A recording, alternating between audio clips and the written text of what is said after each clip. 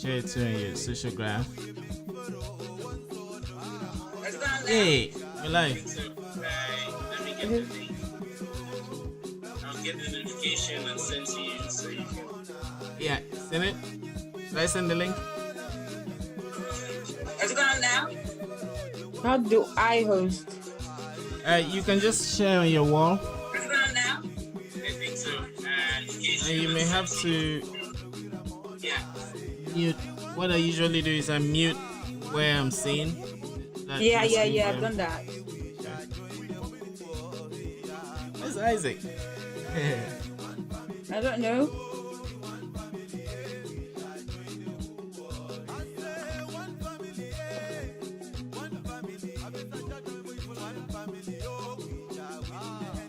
Okay, we already have 4 people. We used to warm up until a couple of people join. Although they say a couple is 2. Like how many people are going to join before we start? There are already 7. We could start. Thanks for your We've spent patience. so much time. We've Yes, spent so much time I'm doing so sorry. software stuff. Let me speak like a British. I'm so sorry that we spent much time. How do you guys talk? Like there's this. I love it though, the way the British talk. Is that like a pattern or like I mean? I don't know. It's the accent, isn't it? It's just the way some people speak. On some people speak because right now I have like a few some people watching me are like Kiki. Can you just call us Banso people? Well, Kiki, it's great to host you. You're a Same here. Pleasure being on your platform yeah. with the governors and the rest of them. When I saw the governor, I was so impressed. I was like, Really? okay. I think it's just serendipitous. Like, you know, things like that just happen out of the blue once in a while.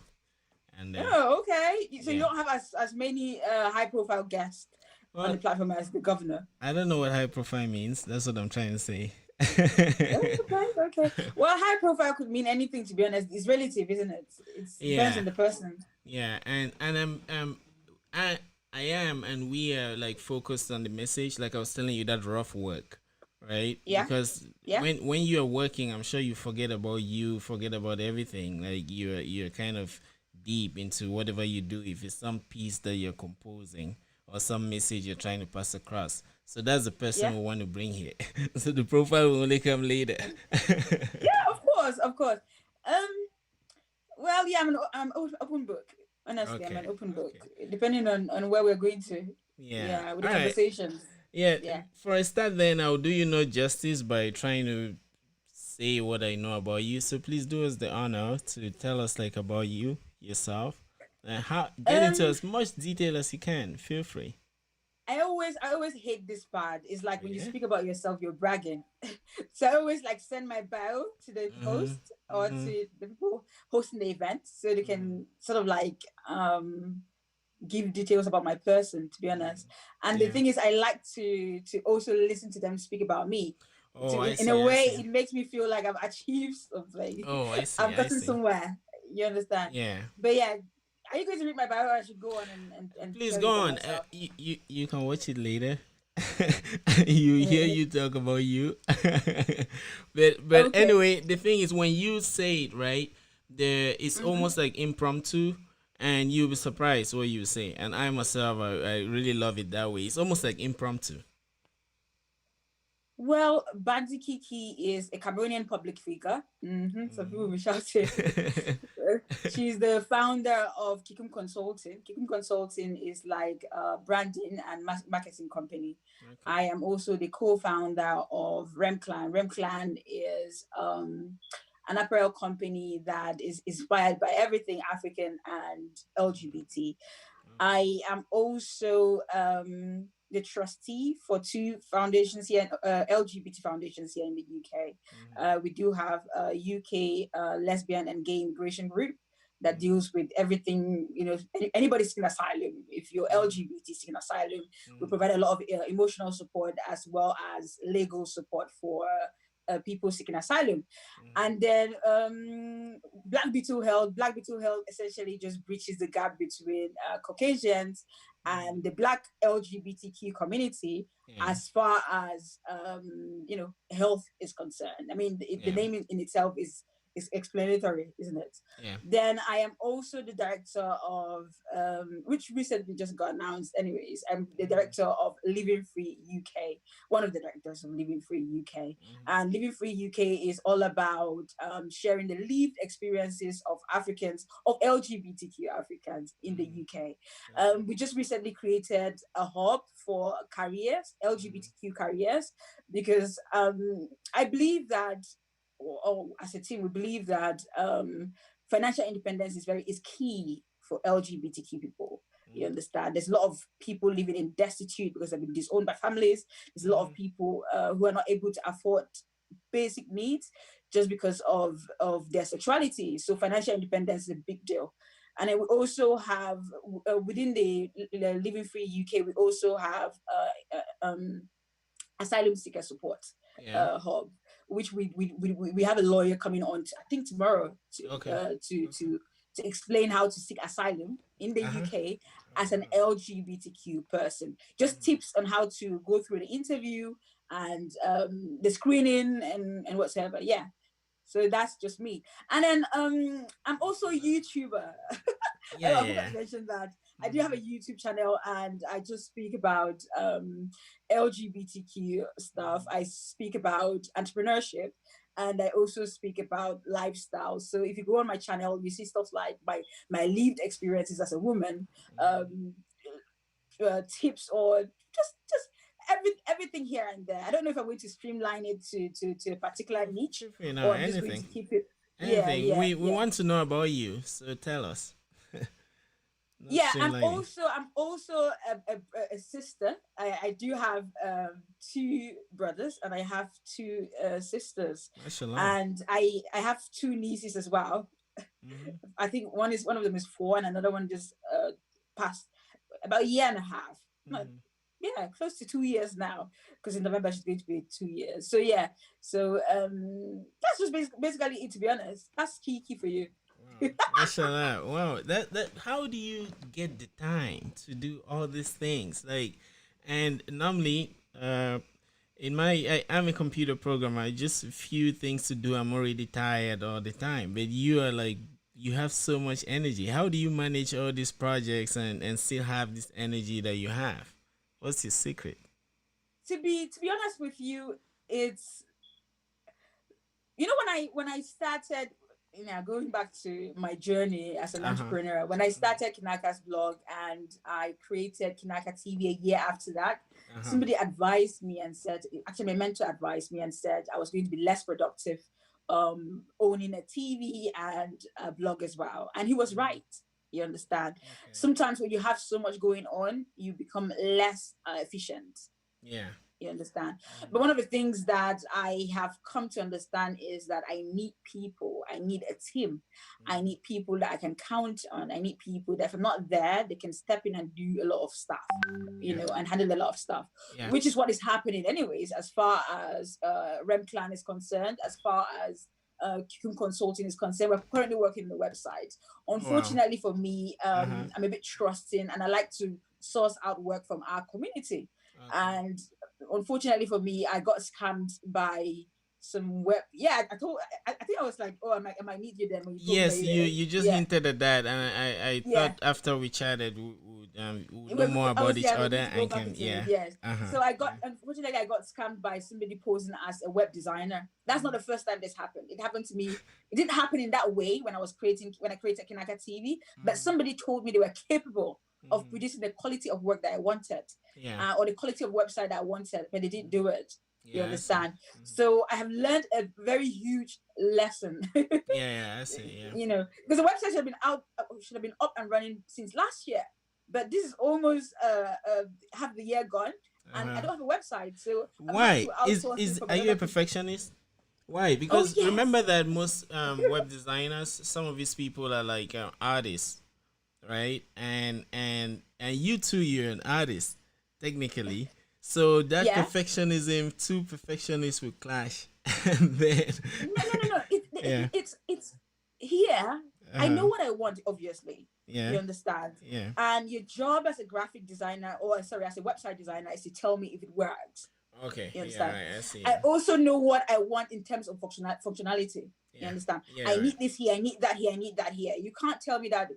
I do understand marketing, and I do know Yeah. that user experience on the website is a big deal, Yes, it isn't it? is. It Yeah, is. you understand? It's king. Uh huh.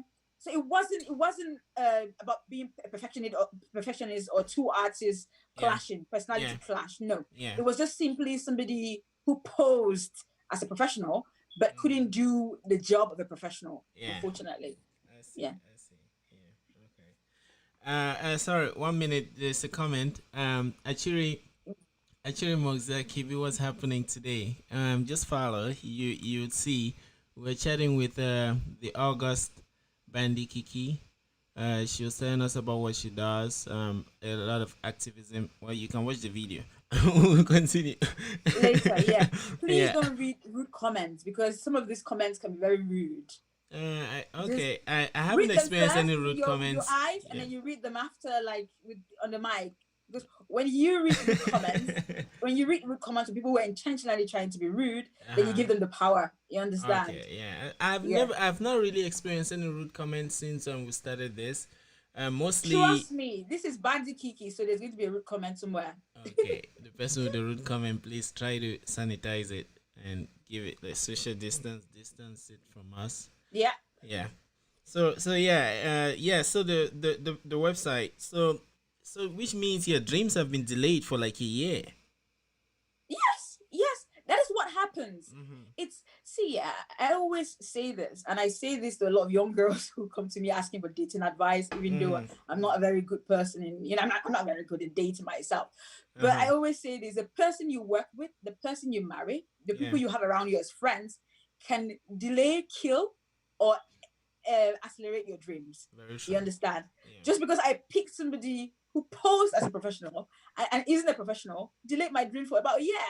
You see? Yeah. You see? Yeah. So it's imperative for us to pick good business partners. It's imperative for us to, as an entrepreneur, to outsource work to somebody who Yeah. can actually do the job. You understand? Yeah. Imagine if I refer him to a client rather than myself. Yeah. Rather than telling a friend, oh no, he's from Cameroon, he's my brother, he's going to get this website done. And Yeah. then he embarrasses me like that. You Yeah. understand? So I yeah. yeah, I see what you mean. Yeah. I mean I go through the same thing. Uh-huh. I remember having like when I started working at one organization, I was told to bring people like me.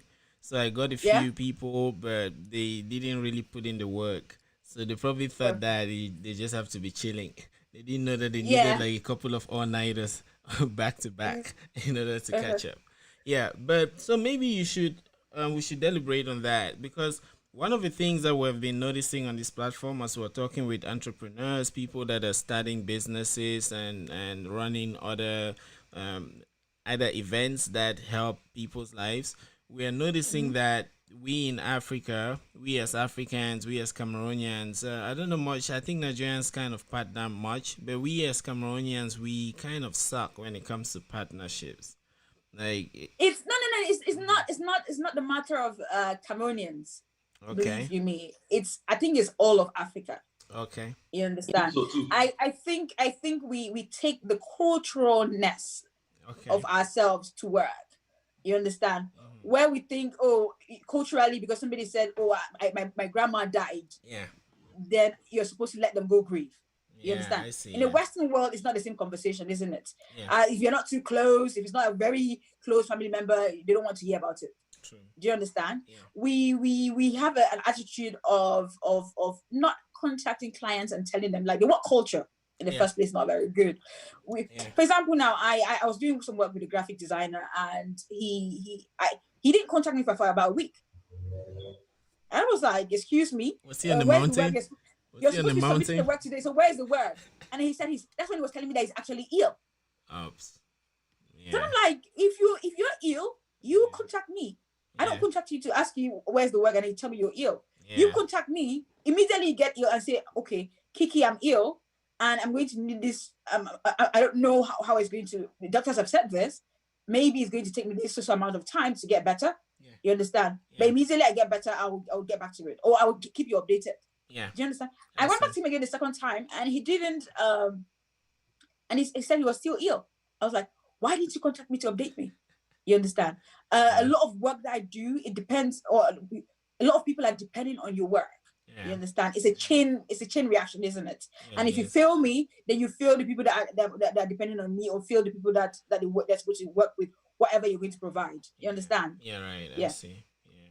And a lot of people, especially today, technical people, they are even you with your publishing and the works, you are like the scribes back in Babylon that they dealt with clay tablets. Like Mm-hmm. now with computers, we are those of us at the forefront, we are like the We're laying the scribes. foundation. Yeah, those what they Yeah. did, transcribing oral history, capturing Mm-hmm. formulae. That's what we're doing. That's what we're doing now. So when they delay like that, they probably stop some person that you would have helped get asylum. So Mm-hmm. there are things like that that they stop, or they may change your mood and then like spoil something else, some kind of. When it comes to asylum, I don't deal with asylum seekers directly. Okay, I see. I'm a trustee, so I Oh, okay, advise the okay, organization what to do. So I okay. don't work with them directly.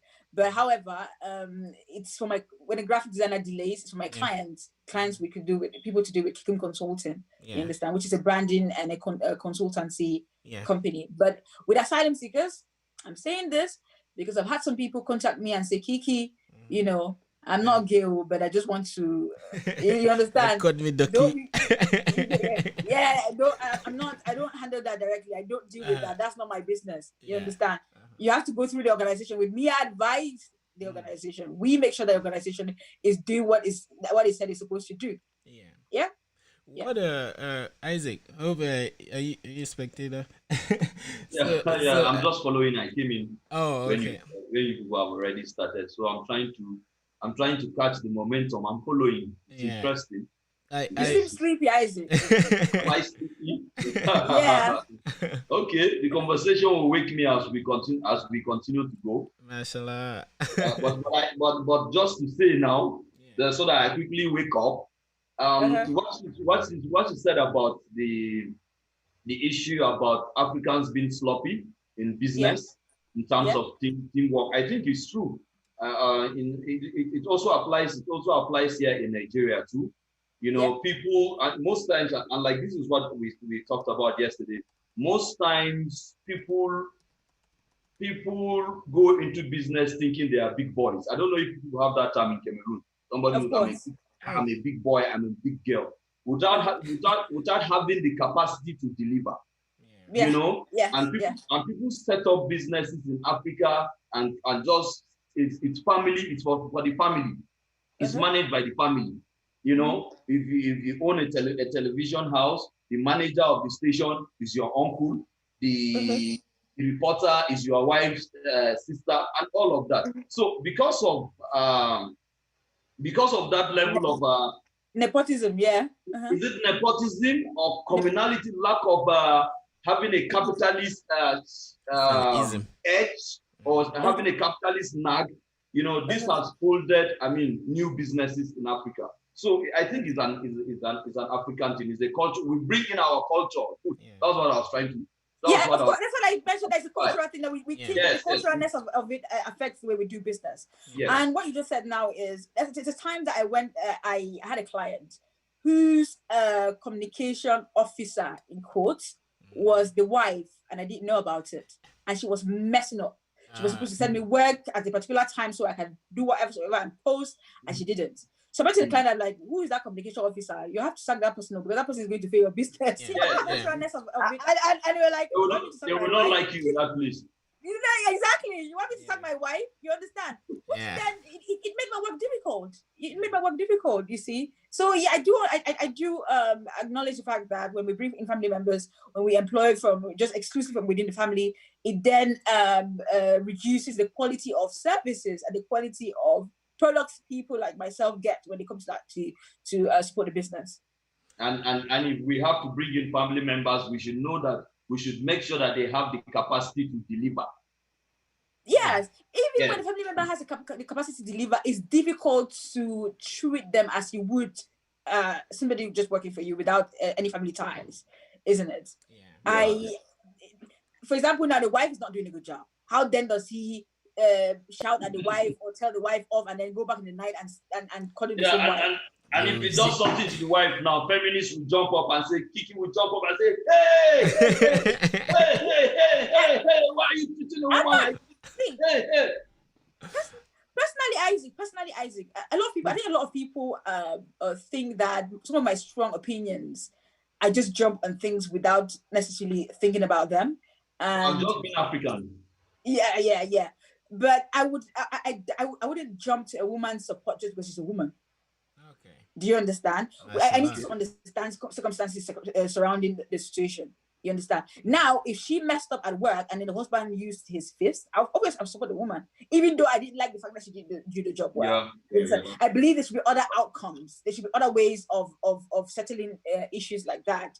You understand? Yeah. But then again, I do understand as well as a woman that as an African woman, we do go through a lot. We do have a lot of misogyny. You know, we live in a society where our dreams are trifled by men with egos who cannot necessarily match our intellect. Honestly. All right. Now I am awake. Okay. Kiki. Yeah. Kiki. Traditionally, the African woman. I mean, you know, traditionally, right? You're supposed to have kids. You work if you decide to keep a day job. You have to keep a day job. You have to take care of the home and all of that. You know, so I think given that standard, African women are doing well because there is a lot. It's not that men are trying to trample on them or stifle their dreams, but it's just that the role that Africa has put out for them, you know, it's a little bit more taxing, more demanding in terms of time and all of that as regards to demand. So it's not that we're trifling your dreams. And again, to add to that, in Africa, in Nigeria, we've had women whom we've given positions and they've stolen all our money. I don't know if people have that kind of thing in Cameroon. Mr. Isaac, men steal money all the time from the office. When it comes to stealing, it's not a gender-based issue. It's a human being. It's a human issue. Yes, it's a human issue. But you see, the African woman is passive. I'm being very African now. The African, and since we're talking about Africa, we're supposed to put out quality information here, analysis, so that our followers can learn. So this is me learning from you and asking. The African woman is perceived to be, you know, I think you mentioned it, to have to be the standard of morals because she raises the kids at home, she trains them and all of that. So when you have a minister of petroleum, for example, like Desiani, did you hear about her? I know about her. The one she was saying that I think she said something about scammers this week. Yes, and they were like, you have the guts. You know. So I mean, this is us trying to either amplify the perception that, especially in Nigeria, what we are beginning to think about women in politics, or in this case, we might try to reorganize it and put it into the right perspective. So first, the question, my drift is that African men don't try to run down their women, but it's just that naturally their tax is a little bit time consuming and all of that. And I think you people are doing very well. Let me just say something here, Mr. Isaac. One of the things that get me annoyed, not annoyed with you, but don't get annoyed though. Don't be angry. I get angry with the let me not just say culture, because I'm beginning to think that African men or some Africans decide what should be African and what isn't African based on marginalization. You understand? People, when most of the time when somebody uses the African culture, they're using it to suppress somebody. Have you noticed that? They use that same mentality to suppress LGBTQ people. They use that same mentality to suppress women. They use that same mentality to create toxic men, men with toxic masculinity. You understand? A man who believes that if I cry now, I'm not a man. If I say I have mental problems, I'm not a man. You understand? And to be honest with you, this conversation I'm not having it on behalf of women only. I'm having it on behalf of those men as well who want to be themselves, who want to embrace their soft side. Some men have a feminine side, you understand?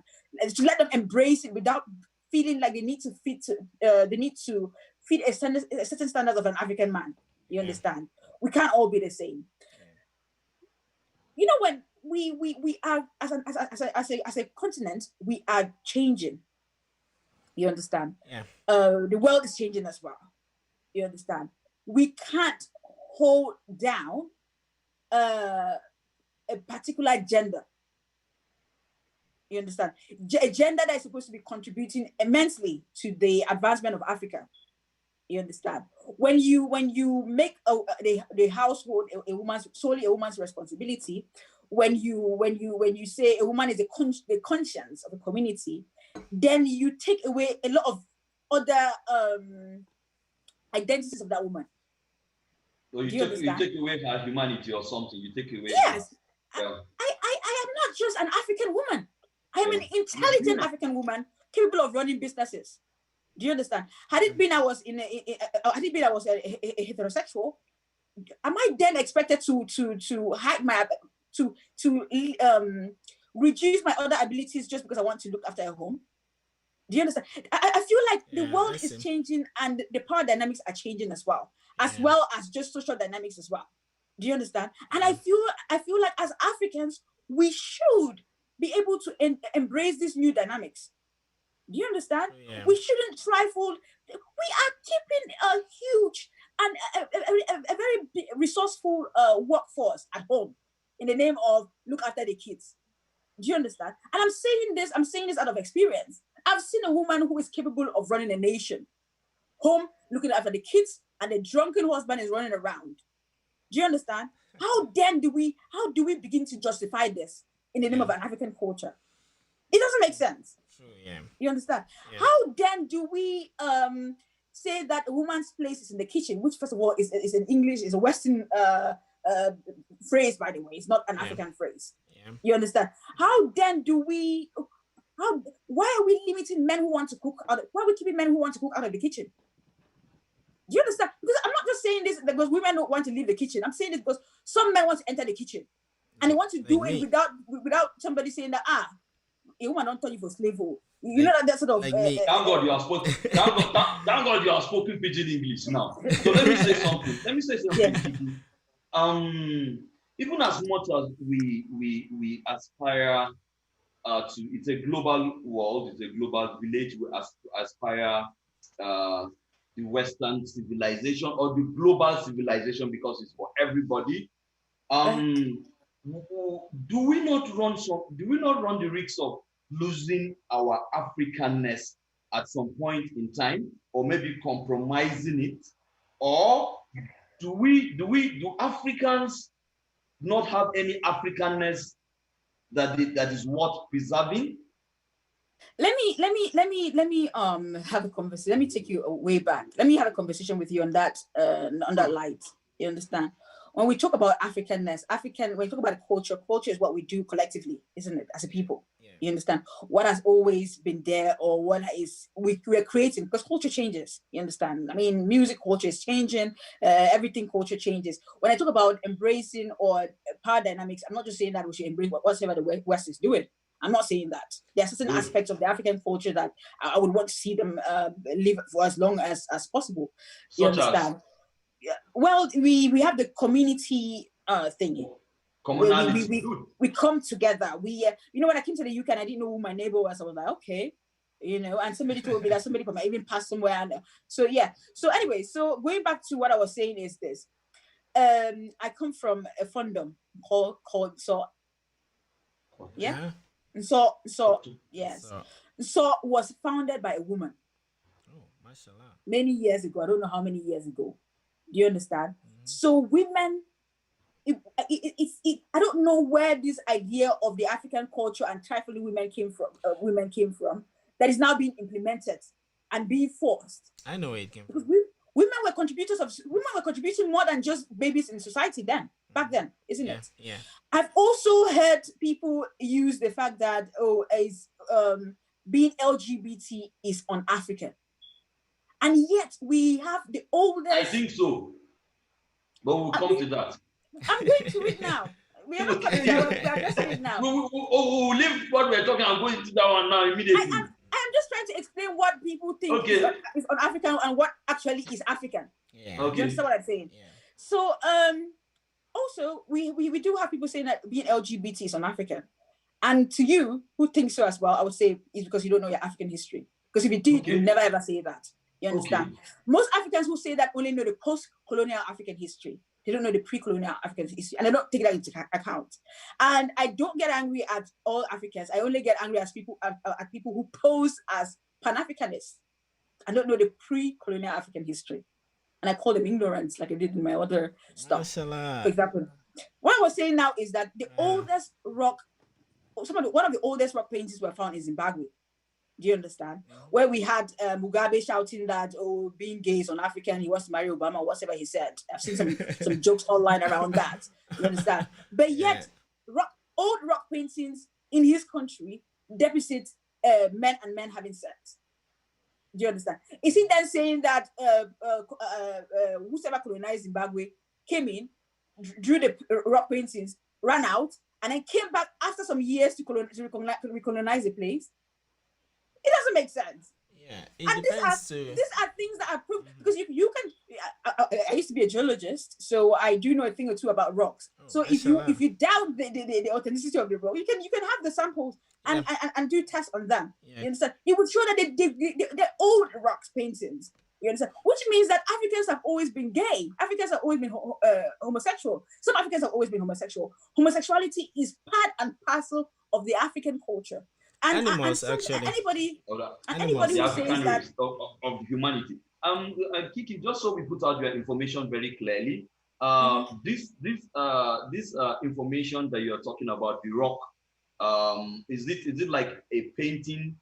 Is it like an artwork on the rocks in Zimbabwe, or what is it? An artwork. Okay. The artworks depict men having sex. It was a drawing like that. Okay.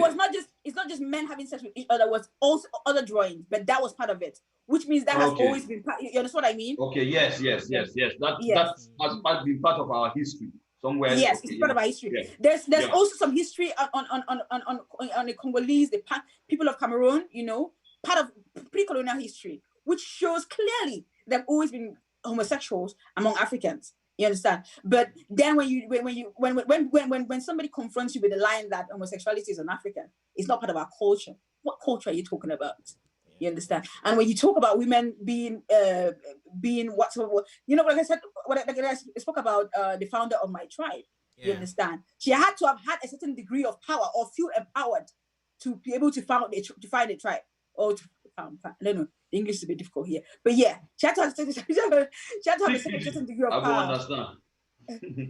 Nice. Pigeon, my pigeon will be fine. You Sabian, see the accent don't come on correct. I didn't talk Lamso past pigeon. I talk Lamso past pigeon. Yeah. So I'll stutter a lot. I can speak. Yeah.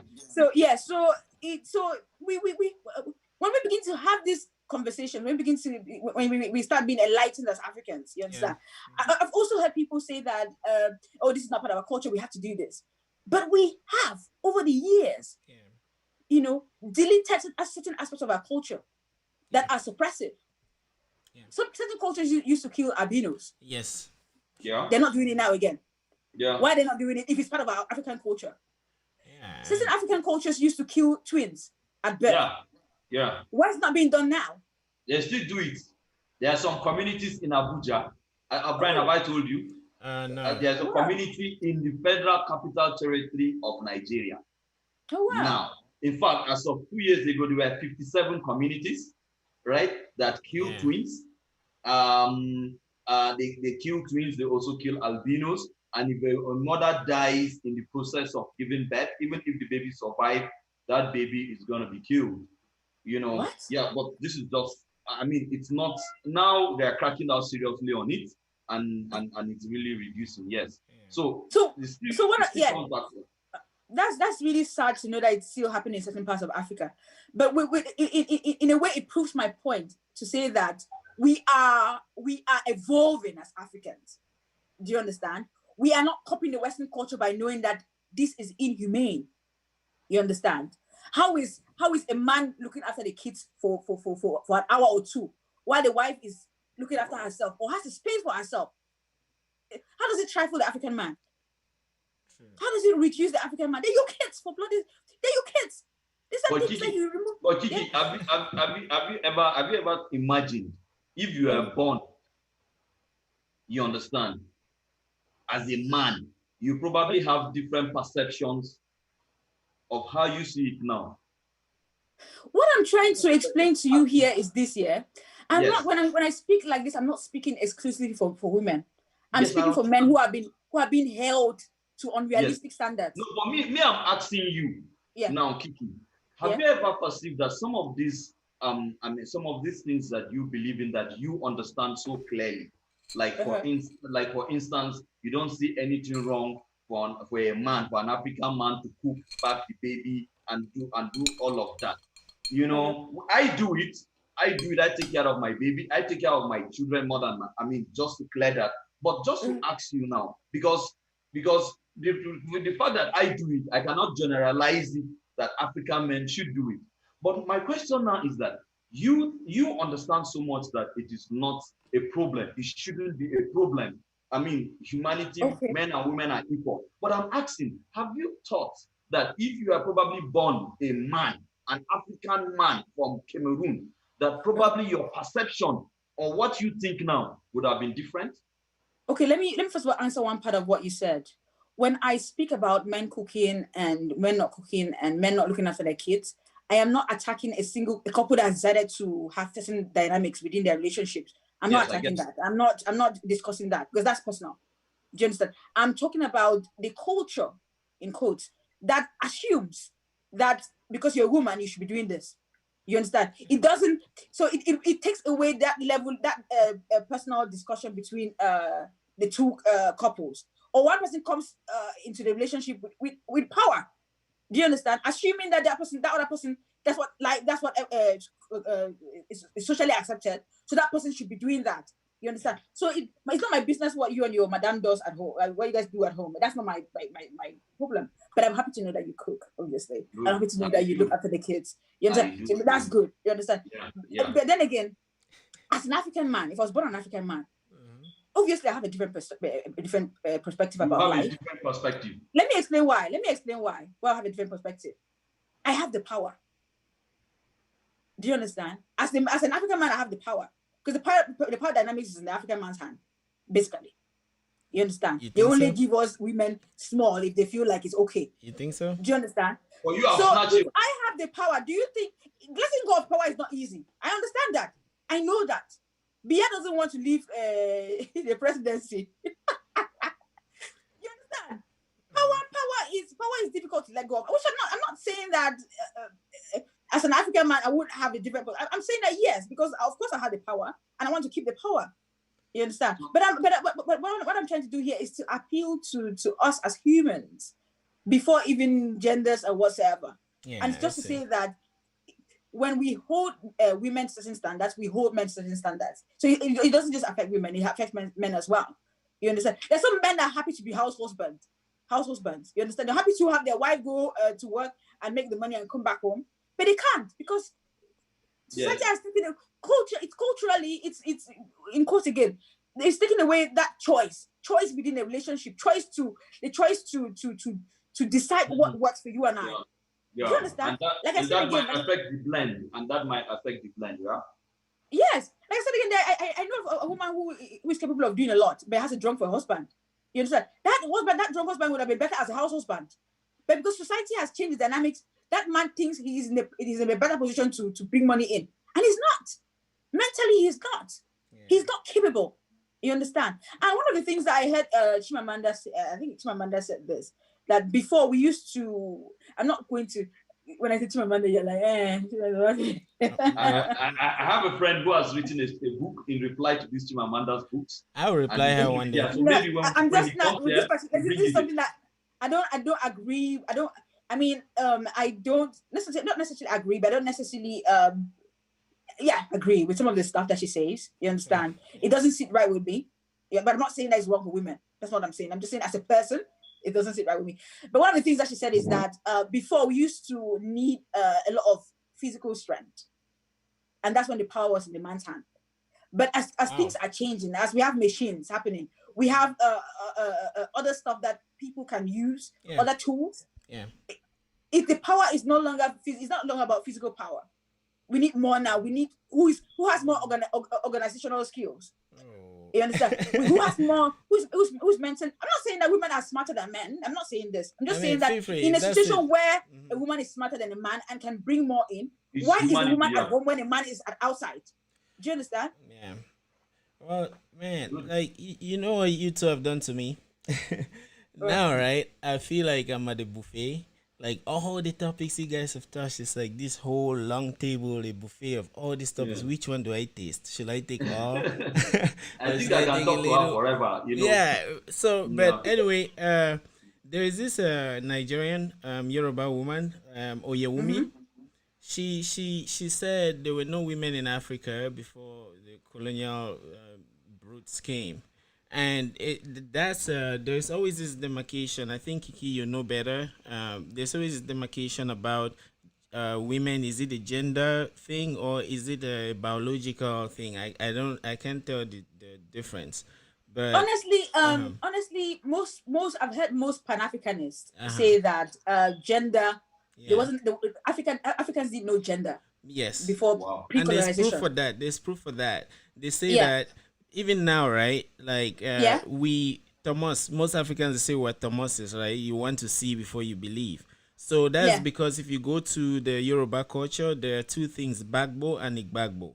One means belief, and then one means one is just like a thought.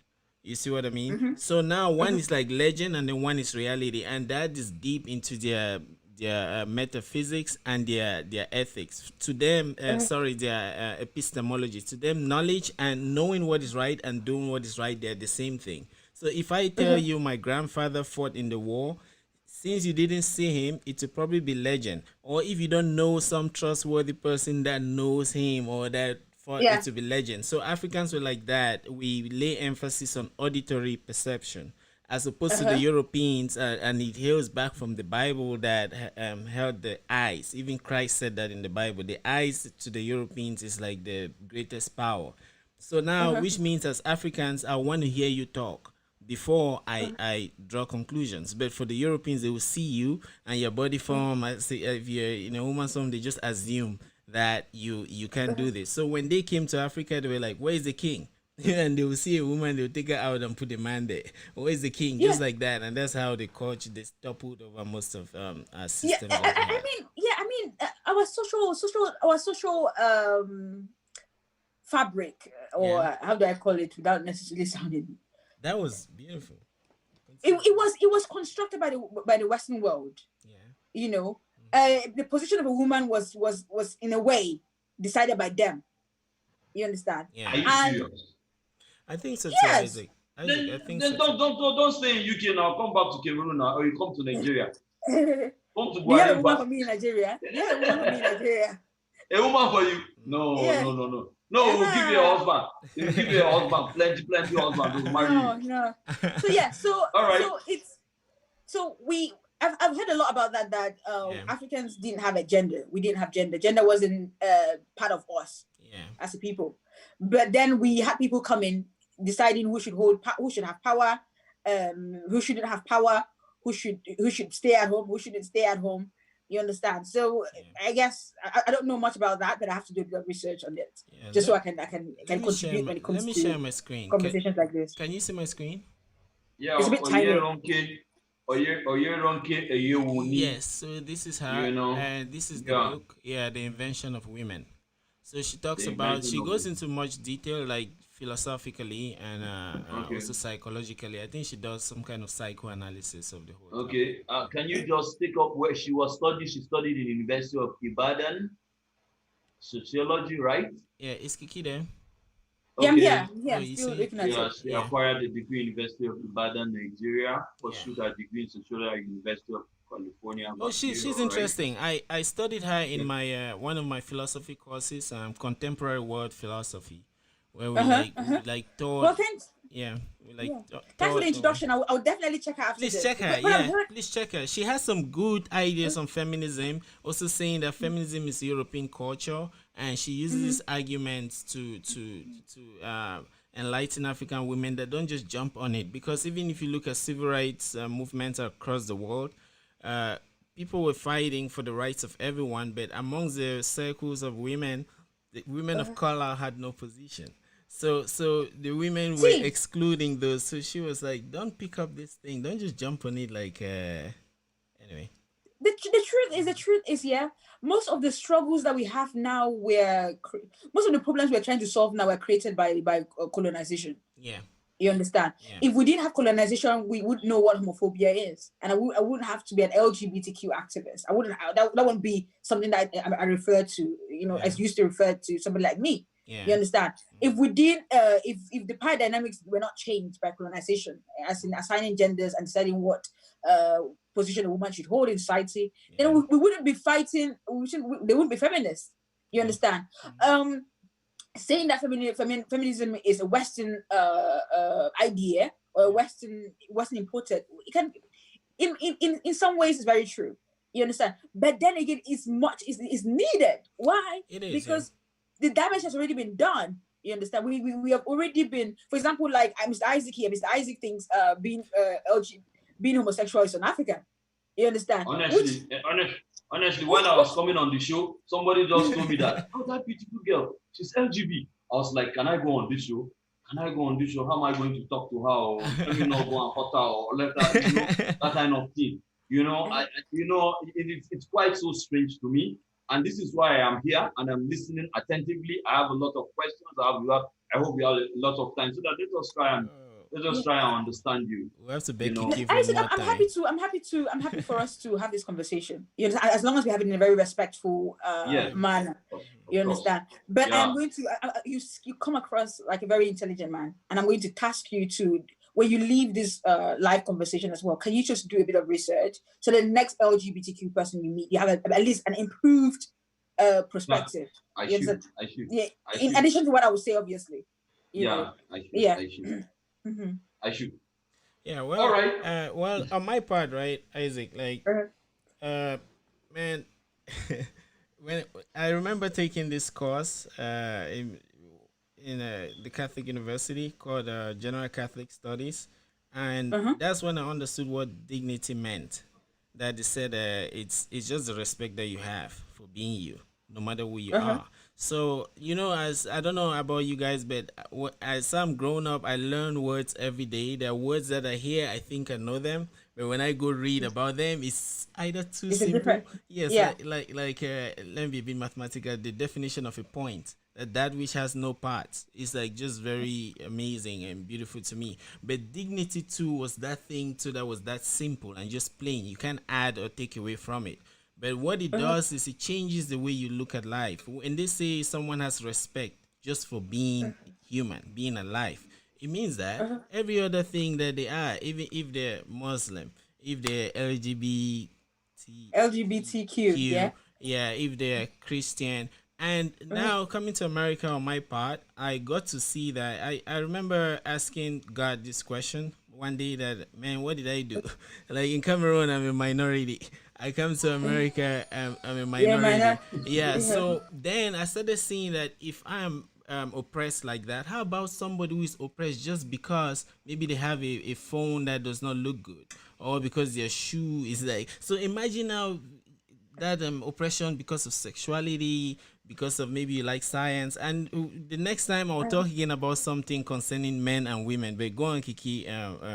Okay, now imagine you feeling oppressed as a black man. Yes. In Cameroon. Yes. As a black Cameroonian. Yeah. Sorry, as a male Cameroonian, and then you come to the US and you feel oppressed. Imagine me as a black woman at home. So the oppression that you feel, I feel it like on another level. Yeah. You understand? I can imagine. Yeah. Worst of all, LGBT.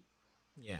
Do you understand? Imagine, see, I tell you something, yeah? When I leave my house sometimes, I don't know what identity I'm going to have to defend first. Yeah, I see. I don't know if I'm going to be defending racism.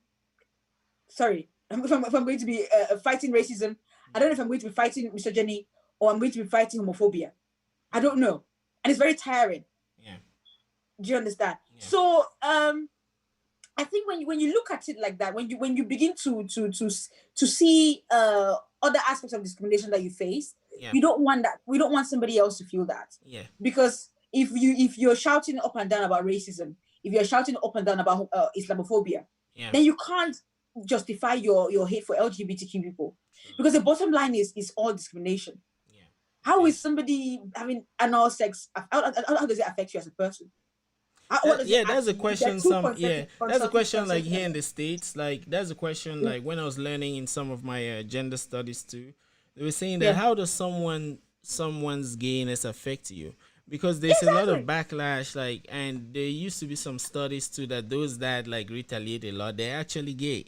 But probably in the closet, like people that get so pissed, like so angry, they kind of are in the closet. Because one thing about being human is accepting who you are and respecting yourself. And once you understand that respect, you'll be able to respect other people. Respect the next person. Yeah. Yeah. But if you don't have any respect for yourself, if you don't accept yourself, how then can you accept somebody else? Exactly. That's why the logic that people who are very, no, you can't accept gay people here. Most of them are down low gay people. Anyway, I think there was a recent during this quarantine stuff or earlier this year. There's this guy who was a huge supporter and even a leader for conversion therapy for gay people. He actually came out that he was gay himself.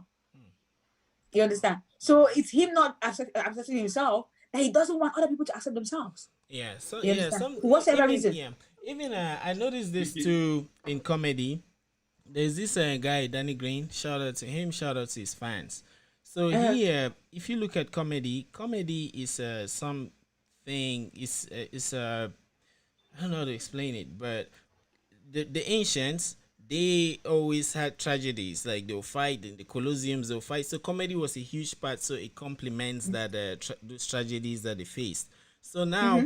And it's about building pressure by switching it, almost like how pressure mounts in a pipe and then you burst it so it flows out. That burst is like the laughter, right? So, but now he cries and people laugh. So sometimes I noticed I was reading comments. He's funny to me, but people say he's not funny. So I then started thinking about it, and I think I can relate to with what Kiki said. Like if you are embarrassed crying, or you're seeing his face, you cannot imagine that you can make that kind of face. You see? So you start feeling like it's not funny because to you, you can't even support the mental state and emotional state that you be in. And maybe your shyness, you can't overcome all of those. And while thinking of those, you're actually putting it on him. And I think that's how democracy is destroyed and tyranny starts rising, and then people can do anything. One of the things that I've always said, especially as a blogger, is this. The way you react to me, or the way you react to something that I've said, or the way you react to a post, it says more about you than me. Mashallah. Do you understand? It always says more about you than me. For example, now if I post a nice picture of myself, and you're like, this Kiki is living a fake life, it's because you can't see yourself in that space. How do you know? Do you understand? It's a reflection of you. Why don't you think Kiki maybe is just enjoying herself, or she can afford that?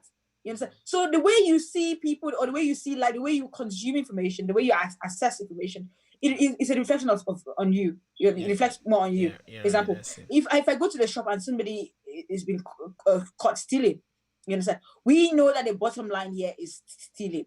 But then again, he explains himself that he has a kid at home. He can't. He's been, because of coronavirus. He can't afford to feed the child. You understand? Some people are going to see a father trying to feed his family, or his child, and some people are just going to see a thief. No matter what you say, is a thief. You understand? So it's them, not. It's not. You understand? People, the way you interpret the situation, it's all down to you. To be honest. Yeah, true. Isaac, sorry, we have not done shout outs. Like he has so much energy that we just jumped into it. Like this buffet, we're just tasting all the foods, the food for thought that come our way. Shout out to Achiri, shout out to Koe Lange. He says he's here. Shout out to Loretta and Tui. She says she's here too. Loretta would like to host you. I see you're doing a lot of good works in Germany and Cameroon. Yeah, anyway, enough with the shout outs. So there's this point I would like to bring about and the way men look at women, the way women look at men. The results are things like domestic violence, maybe misplaced specialization, like thinking a woman should be in the kitchen. So I want to speak to from the point of view of a man, right?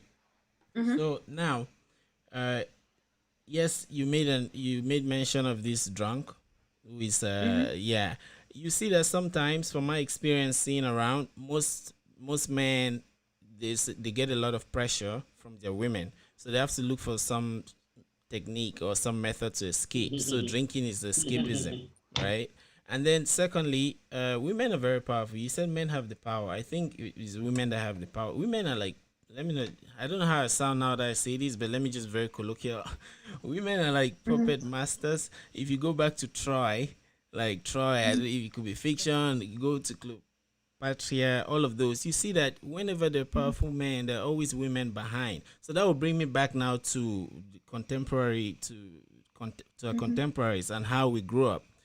If you are grown up, you like books, you're kind of a nerd as a guy, you're very nice, the girls don't like you. So they always be like, oh, that's a good boy. I don't like a good boy. And they always go to the bad boy. And then when they break their hearts, something else happens. They say, oh, men are this. Secondly, how do you think the guy that tries to be good, the parents have taught him, respect a woman, express yourself, accept emotions, just like you said, a man should accept emotions. When you try to do that, you are belittled. So how don't you think those are the foundations of some of these issues that we're having in society today? What I am trying to tell you today, which I did mention it again repeatedly here, is this. When I talk about distributing power, I'm not just talking about women. I'm talking about that boy who wants to be himself, who wants to be nice, who wants to respect women and not be told he's weak. Yes, you understand. Yes, I'm talking about a society that conditions men to think that they have to provide all the time. You understand? They have to manner from even when it's not possible. Do you understand? Some men they feel under pressure. Do you understand? You know, I'm talking about a society where a man who has a woman who's a provider wouldn't take a step back and support that woman just because he feels like he should lead, even when he's not capable of leading. Do you understand? So when we talk about feminism as well, we talk about things like this. It's not just rights for women, but also so that men can feel the pressure off their shoulders. Even though when you mention feminism, a lot of men just get angry without necessarily understanding that it also helps you. For example, you understand? It helps you to. Won't you want to know that if you go out for a date with a girl, maybe the girl can be able to pay? You know? Like that. Exactly. Like I love gifts from women. You understand? So it reduces the pressure off men. You understand? But why is that in scarcity? What? Why is it in scarcity? I mean, in Nigeria, let me talk about. That's why I was giving my point. The construction, how we have constructed the society, how we hold certain people to certain standards. You understand? So the women have accepted it, or they are comfortable with it. All of us. Let's just use the example of going out with a woman and she takes care of the bill, right? So I'm saying that here, where I live in Nigeria, that is in scarcity, even though the men would like to see it happen. So why is it in scarcity? Is it that we have enforced it on these women, or is it that they find it that is a comfortable position? Society has imposed it, and women are comfortable. When it comes to that particular aspect.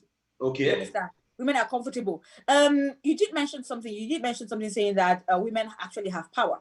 Yeah, a lot of power. Women are powerful. A lot. You did that, did you? Yes, I did. Women are powerful. You mentioned Cleopatra and the rest of them. Women, because of the way society has been set up, women have learned to exercise their power without necessarily being visible. So that's a fact. So the invisible is very dangerous. And that's power. You see? And that's the real power. Yes. We shouldn't be trifled. See, why? So let me just explain. Let me just go on what I was saying. Women have learned to exercise power and then feed into a man's ego and letting the man think that the idea came from him. And that's real leadership. I like that kind of power. That's real leadership. Fascinated by that kind of too much power. Okay, now Isaac, Mr. Isaac, Isaac, let me tell you how this power can be very toxic. Okay. Let me now explain to you. Do you have a daughter? Yes, I do. Imagine your daughter works in a company. Do you understand? her manager is not as smart as your daughter is. Do you understand? Imagine her bringing forth business ideas or think something that would take the company to another level. But she has to mask it as if it's that manager's idea for it to be pushed forward. Would you want that? And that manager gets promoted for that idea. Yeah. Can you see the problem here? Yeah, you see, I'm coming, Kiki. And then, you see, what we're talking about here is humanity. Man, male, female, we all have mistakes. We all have our shortcomings. Exactly. Right? Because you can find a situation where a man is a manager and he has an assistant manager, and the assistant manager has more innovative ideas that will drive the company forward, and that man is not taking it. So I feel that to blend in, because as humanity, as human beings, we have to fit in. For me, we have to fit in where I think Brian is not so strong, and I think I have capacity there. I fit in there and support him. So if I'm working with Kiki now, and I understand that Kiki is so full of herself, and we need to get this goal done. And I have a way that I can tolerate her and bear that, and still use in my ideas in some ways. We will still get to that goal and deliver it. I think it's a win-win situation. Exactly. Again, when I spoke to you, Mr. Isaac, I said that I'm not attacking individual situations here. Yeah. I'm attacking a culture that subjugates women, that assumes that, okay, for example, now I was going to come to this other end. I was going to say that there's some women who don't want to feed into the man's fragile ego. They want to come out. They want to come across like someone like me. I want to come out and say what I want to say without necessarily trying not to hurt Isaac's feelings. Do you understand? Which is something, just because Isaac feels like he's a man, I shouldn't be saying that. Do you understand what I mean? Yeah. So it then takes away something from those women as well. Yeah. Do you understand? But naturally, as a human being, you need to be able to read the room. As a human being, generally. You understand? But most of the time, women are the one left holding the stick, because they need to sugarcoat. They need to they need to reduce themselves to make the other gender feel comfortable. Do you understand? Which is not fair. As if you want. Well, for me, that is not reduction. It is reduction. For me, this is me now. Yes, Kiki says it is. For Isaac, that is not reduction. For me, that is teamwork. For me, that is support. But Isaac, she's talking about suppression in the sense that, right? Let's make it a bit simpler, right? Like when you work with big teams, I'm sure Kiki, maybe you've experienced this too. I've experienced it. Like there's this saying, most leaders know that ideas are not accepted unless it's the person that denies it who brings it up. So that's why even like in some fields they teach you how to bring change, that it's like boiling a frog, that you warm the water, you heat it up slowly, because if you put it in hot water, it's gonna jump. So now there's that suppression that happens. You bring a brilliant idea and then someone says no, it doesn't make sense, and then maybe later when they understand it, they claim it as theirs, right? So now Kiki is pointing out that for women, that's normal. That's their daily, that's what they do. So teamwork there is like broken. Daily. What do you call it teamwork? That's not teamwork. That is suppression. Yeah. Because we have to live with that. You at work, your manager is sitting on your head. You go back home, your husband is on your head. The next thing, your male son that you gave birth to, that sucked your breast, starts standing on your head. You know, that brings me to a very important point then, Kiki. Since you were talking about power. Sorry, 1 minute. Hi, Elvis. Oh, you can hear? Okay, great. So there is this the Chinese, the Taoism, a Chinese philosophy. They emphasize on the opposite of things. That for you to do something, for you to really achieve something, you should do the opposite. For example, for you to float on water, try to sink. Just relax and let yourself sink. You float. If you try to float, you sink. So then they say that which is not there is actually very important. When you make a pot, like a clay pot, right? It's actually what is not there that makes it the pot. That nothing. That's what makes it. If you see a room, it's actually that nothing that makes it the room. The window, the same thing. So now you see now that women are very powerful, and even the highest point of a mountain is not seen and it's not known. So since you say that like women have learned to take a role that they are like ninjas, like very invisible, that means they're too powerful. So which means if we have to really start changing our societies, we should start I'm not putting pressure on women again, but just look at facts like raising kids and pulling the strings correctly. Because look at wars. I don't know if the Trojan War is true, but it started for a woman and by a woman. There's a boss that is probably struggling to buy the wife designer shoes or a yacht, and then he has to like suppress other people, claim the credit, and it could be vice versa. But I think as a society, we really need to start looking at those things and try to dilute. And then again, when we come back to raising kids, it's not the woman's job to raise a child. Yes, I didn't say it's not. I didn't say it's her job. Like, primarily, I just mean women. But we collectively, it's a collective thing. Yes, but with the woman, right? There is this connection, there's this connection with the kid. But I'm just saying that when the kid says, don't put the responsibility. Yeah. All right. Anyway, we should collectively raise kids to not have the toxic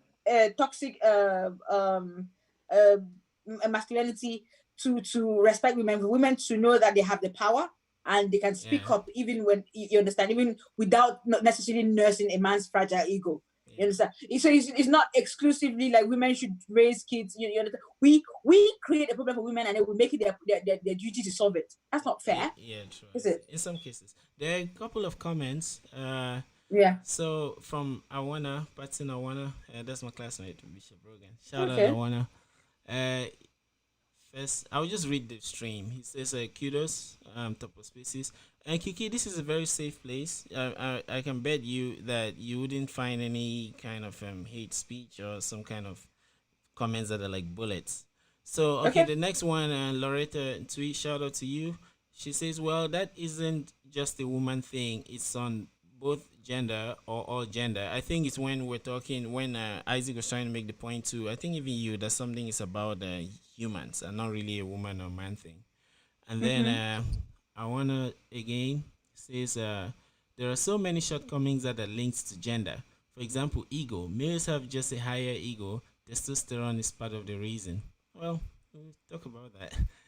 Elvis, shout out to you. Hey guys. And then said, yes, Kiki, it's a men world. And that's from Awana. And then Awana says, Brian, women are super powerful, but it's a men world. And then Elvis says, Kiki is an amazing young woman. Keep up the good work. Mashallah. Oh, thank you. You see? Yeah. Oh, wow. Okay. I guess we're not having a conversation that the homophobes will come then. We're not having those conversations that the homophobes like to come and, I think that, like, remember when I was telling you about the objective of this place? Those listening to you now, they see your rough work. They will not just see some blog article you've written or some video that you've already packaged. It's not contrived. This is rough work. So then they can connect with you as human. And that's what we really want to put out there, so that when people see Kiki, they should not think that you're different from them. When they're looking for bonbon to feel good, they shouldn't think that you two are probably looking for your own bonbon to feel good the same way. So exactly. So that empathy. Exactly. Yeah. I think it helps them see that sexuality is just a tiny part of me. I have other things. I have other attributes. Other identities that make up Kiki. Yeah. So yeah. I have a question then, since you mentioned sexuality. That's interesting. That's a good thing. Yeah, I have a question then about what I'm learning today about you. Yes, Kiki. Me too. Me too. And like when we're grown up, right? It's especially like from Africa. When you travel, things start changing. Be it from when you look around, people don't smile the way they probably smile back home, like looking everywhere, hugging, jumping on you. But then you start carving out, from my experience, you start carving out this individuality. You start sculpting yourself, almost like you were buried in this mountain of culture, and then you start sculpting yourself out little by little. And then, so Kiki, I would like to understand how that went for you, and how you realized virtues like courage, patience, and how you utilize those, because you face a lot of heat. So how do you progress as a person, developing your identity, and how do you fight all the heat that comes your way? And Kiki, please, Kiki, before you respond to that, I want to ask a question about that. As I said, I'm being careful in talking with you, so I don't hurt you. But if you can respond to that, I'd like to know at what position, at what point in your life did you understand that you were not attracted to men? Did you understand that you are a lesbian? At what point? And what were the indicators? Okay. Which one should I answer first? Anyone. Choose. I can ask Okay, my I'm gonna go with yours. I'm gonna go with yours first, Yeah. Isaac. Yeah. Growing up, I wasn't that girl that'll come around and be like, oh, my boyfriend, I like that boy, like girls. Okay, you don't know about girls too, but when girls hang around, that's what they talk about. When they're a certain age, you understand, where they start getting puberty age, it's all about guys, I like that So one. we're talking about 13, 14, 15 years.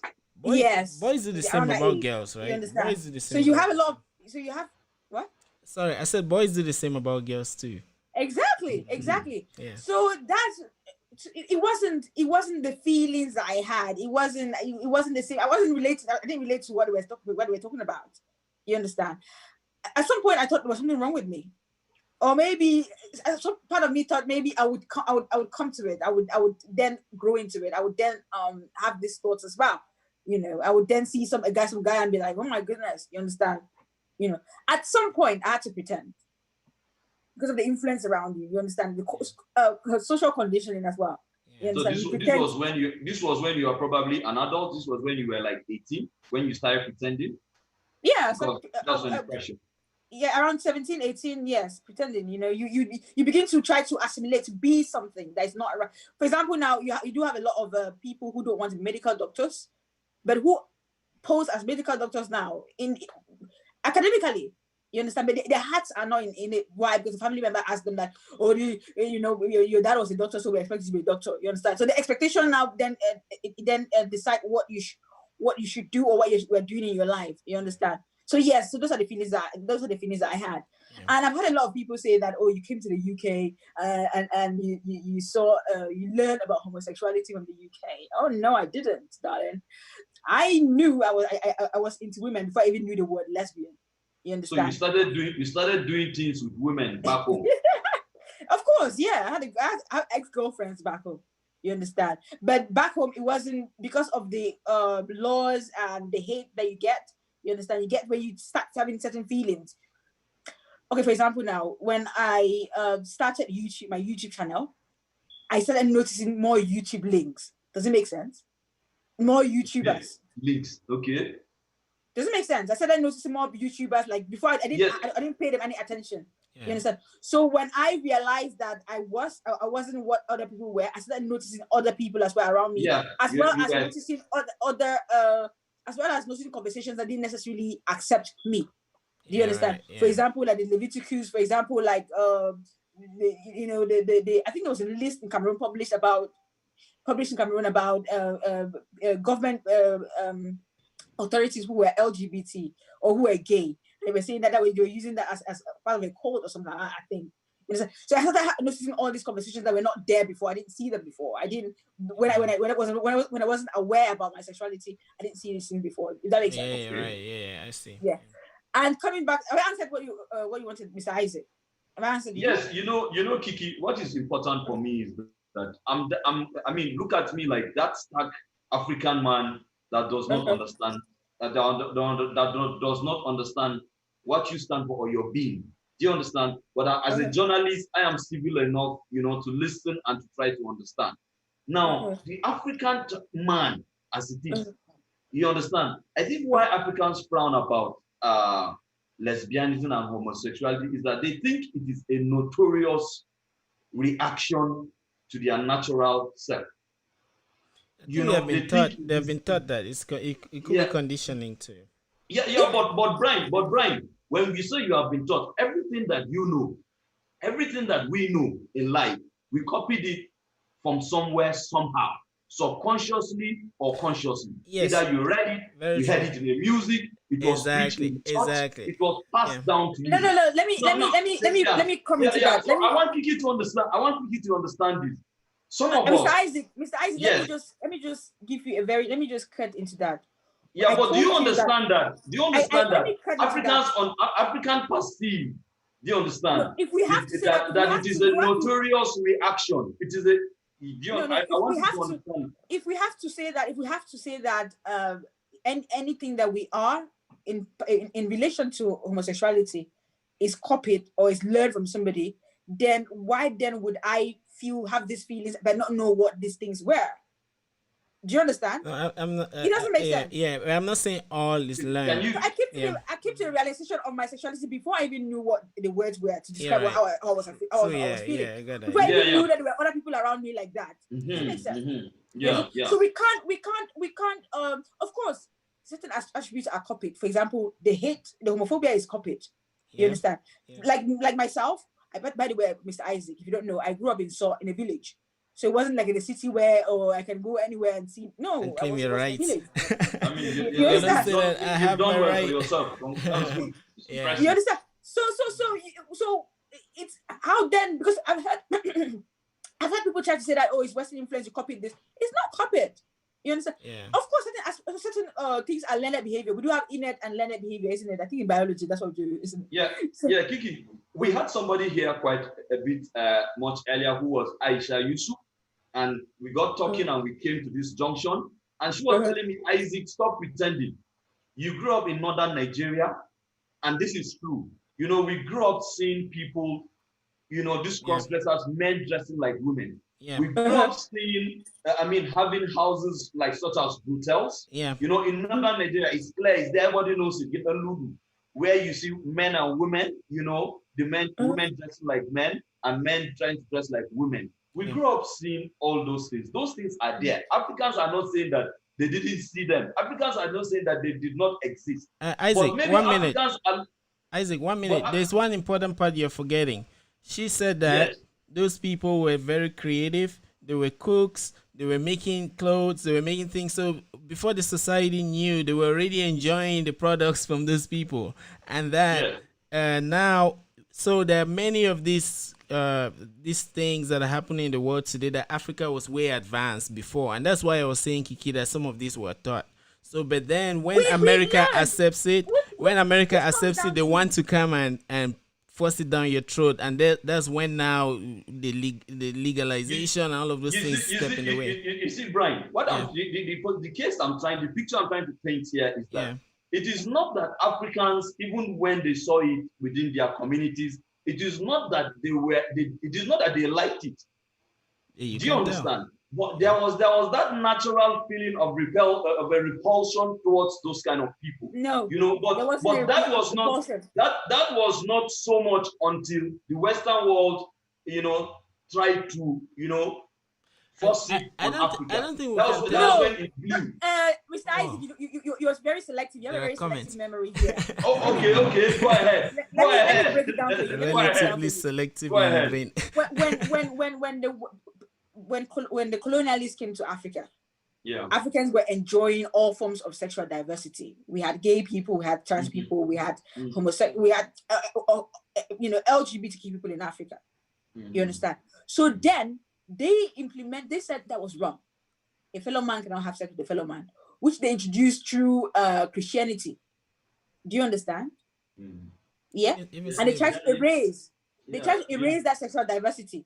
Yeah. Well, this is just information. Let me learn, Mr. Isaac. I'm learning. This is just information to me that it's white men, you know, that came and introduced homosexuality. Is just information to me, and the fact that I don't know it does not mean that it is not true. So I will research it afterwards. So go ahead. Yes, let me learn now. So when they now came and said these sexual diversities are wrong, men are supposed to just be with women, and women are supposed to be with men. You understand? And then they came back now after realizing that people should be allowed to be humans. You understand? Basic human rights, about dignity, like Brian mentioned. You understand?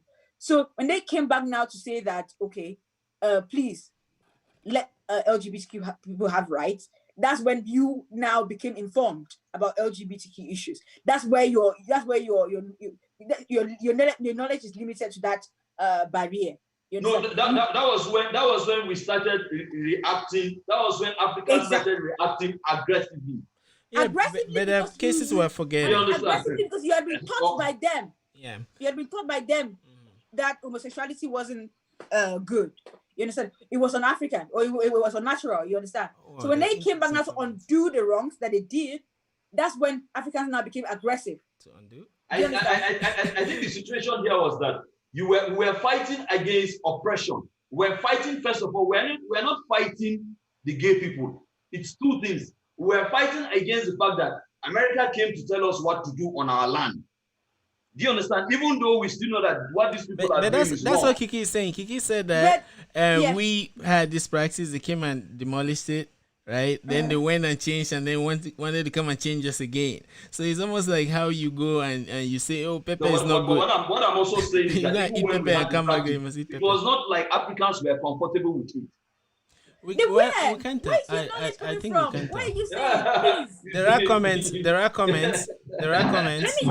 just say something. Let me just clear something here. Yeah. Let me clear something. Yeah. Let me clear something here. Yeah. Any African who understands the African culture or who knows the pre-colonial African culture would never say that homosexuality is un-African. You understand? And Isaac, you mentioned a particular point which was very interesting. You said that, Africans are not rebelling against homosexuality, but rebelling against the Western world and telling Africans what to do. It's a two-way rebellion. First, we have the superimposition by the European. Then secondly, of course, we always have reservation against homosexuality. So it's a two-way thing. Let me tell you something. So you're going to fight a foreigner for telling you should treat your brother well. So that's the fight here. Is that the fight you're telling me about? That's the magic of human beings. You're going to attack a British person for telling you that Kiki deserves to live. Kiki deserves to feel to be human, to be treated as human, just because she's asking you to treat me as human. First of all, it doesn't make sense. Yeah, that's the magic. Allow us to talk this thing. Allow us to understand ourselves. That's the magic of being human. This is why we're here. You understand? Even as much as you might think you don't understand what I'm saying, I can tell you that this is my sensibilities are a representation of maybe a majority. Oh, but let me chime in there. So I think it's best you if you can walk me through, you walk me through, and I'm happy to be walked through, right? Okay. So let me just go back Kiki, what I'm saying here, Kiki, is that it is not that we're fighting the white man for saying Isaac treat Kiki well. No, when the white man, when they came back again, they were superimposing it. I remember that one of the issues why Boko Haram first started was that the president of America, Obama, said if Goodluck Jonathan, this is what we heard. If Goodluck Jonathan does not implement that law in Nigeria, arms that were to be sold to Nigeria to fight Boko Haram, Nigeria was not going to get it. Yeah, sanctions. Yeah. Do you understand? So first of all, we are rebellion against that superimposition. Yes. And then it is an imposition about something that we actually had resentment against. Yeah. No, what I'm trying to explain to you, Mr. Isaac, is that we never had resentment. The resentment was taught. Just like just the way they're fighting, they're bringing in the acceptance. Let's go past that junction. The rejection was taught the same way they're trying to teach acceptance. You understand? Now I'm going to tell you something. I'm going to tell you that you have to listen. You have to take everything an African politician says about LGBTQ issues with a pinch of salt. Why? Because they use it as a weapon. You understand? When Goodluck Jonathan signed that 14-year law into that bill that came into during his government, Nigeria was going through Boko Haram. Nigeria had the Topoh girls were kidnapped. I think it was around that time. Yes. But he wasn't facing the needs, the essential needs of the people. But he was walking around chasing gay people. I assure you, Kiki. If Goodluck Jonathan had signed that law, then the whole problem of Boko Haram and the Topoh girls issue would have been forgotten, would have been like licking sweet or chewing gum as compared to him signing that law. But he did not have to. He should have just ignored it and done all that stuff. Do you understand? Yeah. If Goodluck Jonathan had signed that law, they would have took him out of Asoro. What I was expecting you to say was that he did the most easiest thing that he could do. Because he's a coward. Can I say something? He should have just because like I said again, I have even seen, I think it was a president, I don't know the president of which country, I can't really remember the president of which African country. After he left power, he started in an interview and said he doesn't have a problem with gay people. They can be gay, that's not his problem. But then they asked him that why didn't you create the law to back up the LGBT community? He said because he wasn't willing to risk his re-election over the LGBT community. That's the thing. Yeah. You understand? So African politicians are known to use the LGBTQ community to gain votes. You understand? I mean, somebody can be a pedophile, somebody can be as shitty as can leave the rest of the country living in destitute, but as long as they say that, oh, I'm not going to sign the LGBT laws, LGBT people can be killed, Africans will just be like, oh, we're voting for you. Yeah, it's but Kiki, what is a leader? Nigeria is 200 million people. And 200 million, for instance, I'm coming, Brian. Nigeria is 200 million people. And if you have 120 million people saying that we are against LGBT rights, can I say something? Do it. Are you not doing it for the majority? Isaac, look. Isaac, what this reminds me of, right? Let me land here. Yes.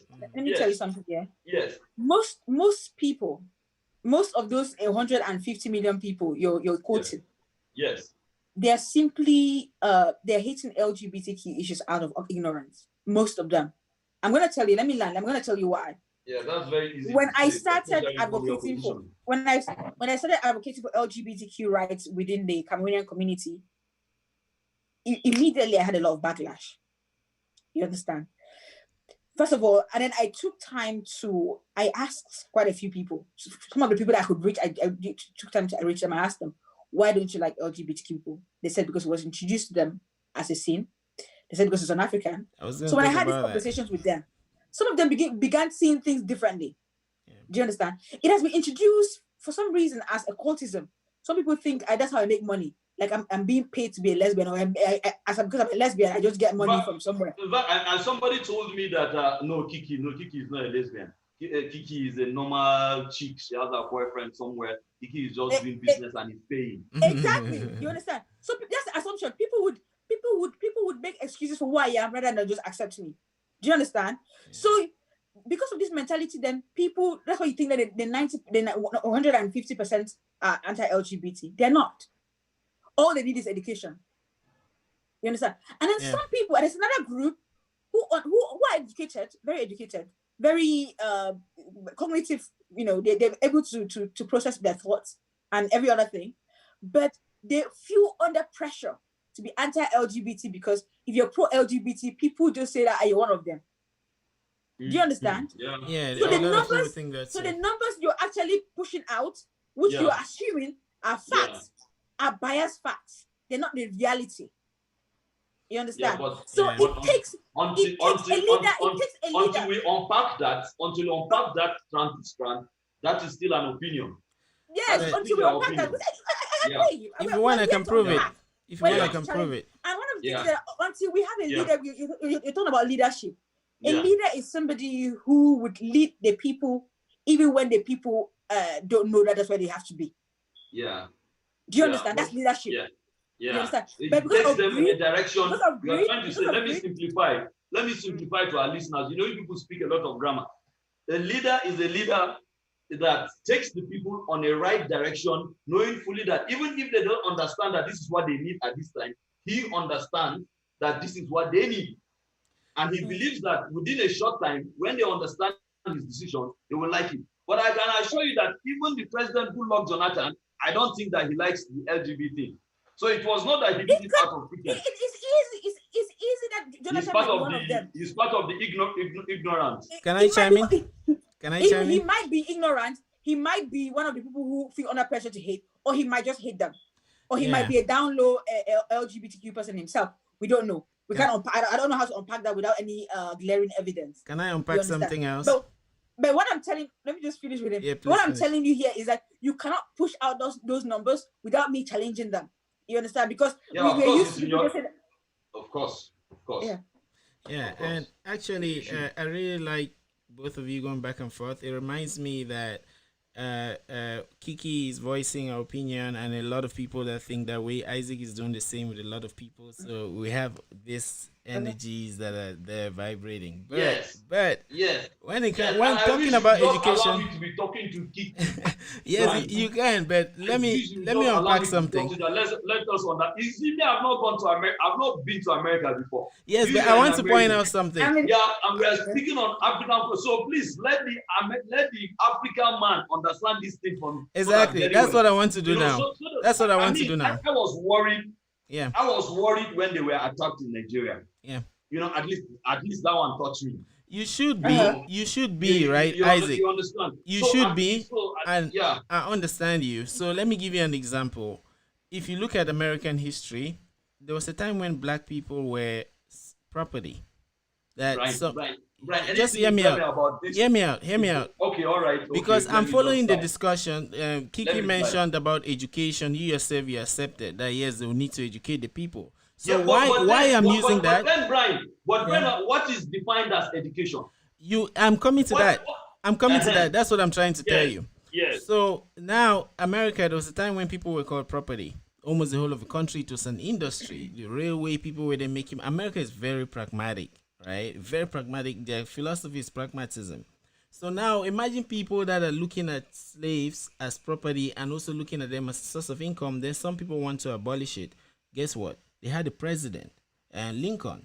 When they were doing all of these Declaration of Emancipation, all of those things, right?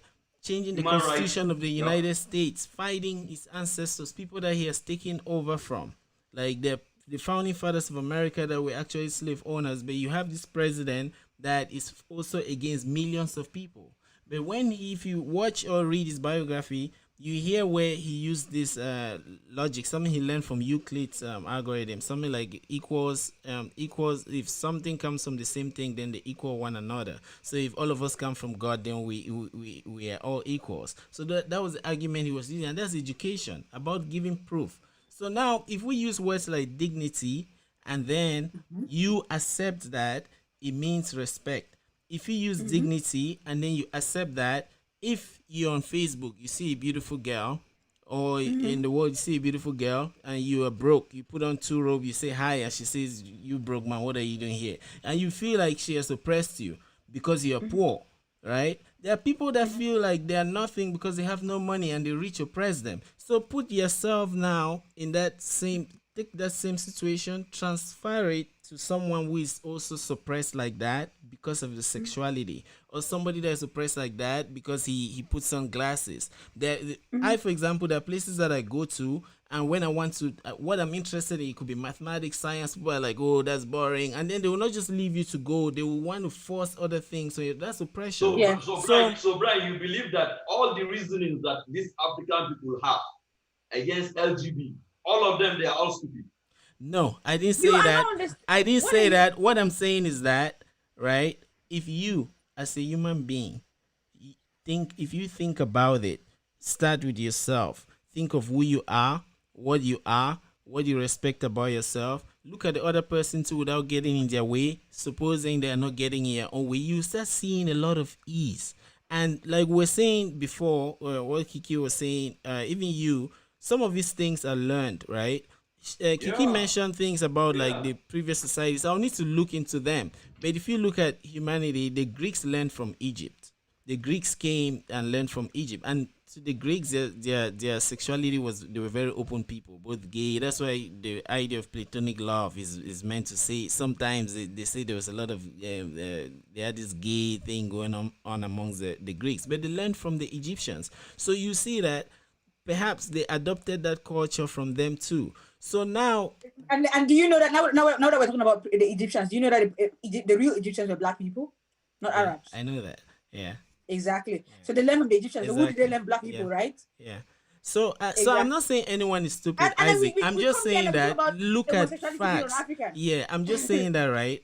Because, and that's why I asked Kiki the question I asked, because like we grow up like in this mountain. You know, when they want to carve a statue, they probably take a very big block, like almost like a small mountain, and then start carving the thing out of it. So as we are growing up, me, you, Isaac, Kiki, you start all our habits. Our habits, those are the things that we use to carve ourselves. Like you start thinking, okay, I love to jog, I love to eat pepper soup, I love to drink beer. There's someone that to them that's nonsense. And this whole idea of cultural relativity, there are people that one thing that they say one man's meat is another person's poison. So once you start understanding that, okay, you love this whiskey, that person loves something else, if you respect that person for their choice, for their choices, then you start realizing that you have to be for you to be wise, you have to be all encompassing.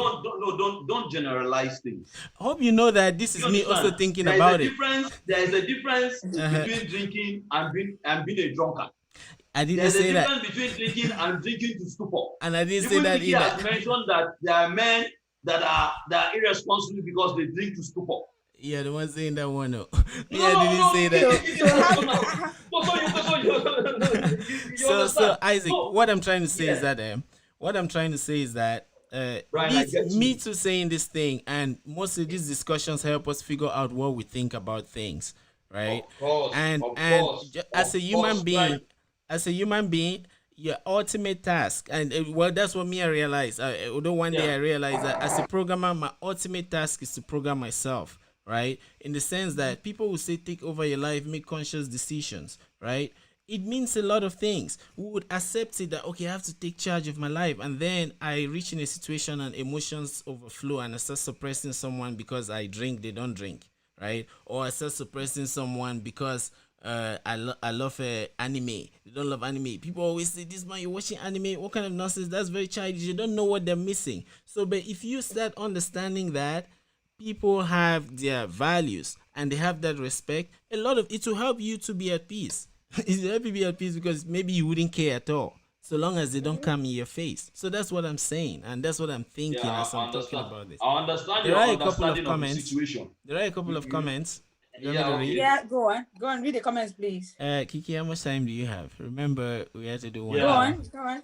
Well, before I read the comment, I just want her to just tell us something, and I'll be okay. Okay, so thank you guys. Sorry, we were here. Like, I mean, there's a lot of energy here. Like, it's amazing. I feel like I'm drinking espresso just listening to us.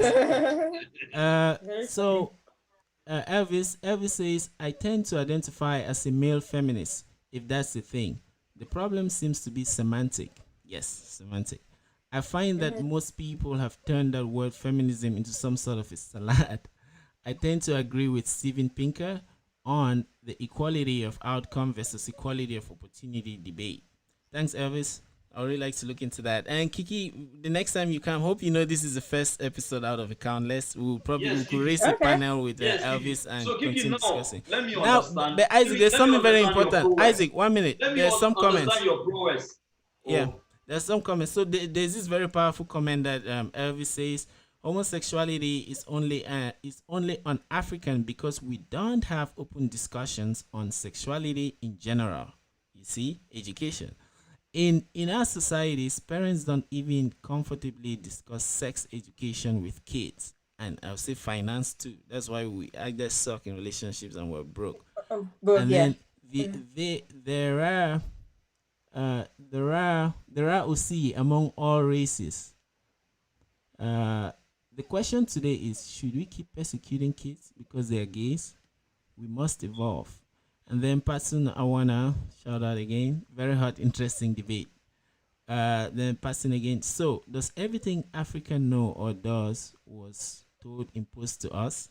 That one we can really have a whole chat about it. I didn't hear it. I think I see, but I have access to those comments. I think you're being selective of the. No, I'm reading. There's a whole thread. I'm joking, Mike. Kiki, you know you are so effective. This is the first time on this show that me and Brian will be arguing about each other. So you're taking us to a whole new right? But Brian, please leave those comments. Me, I want to understand this thing. Okay, but let me just finish. I don't want to cheat.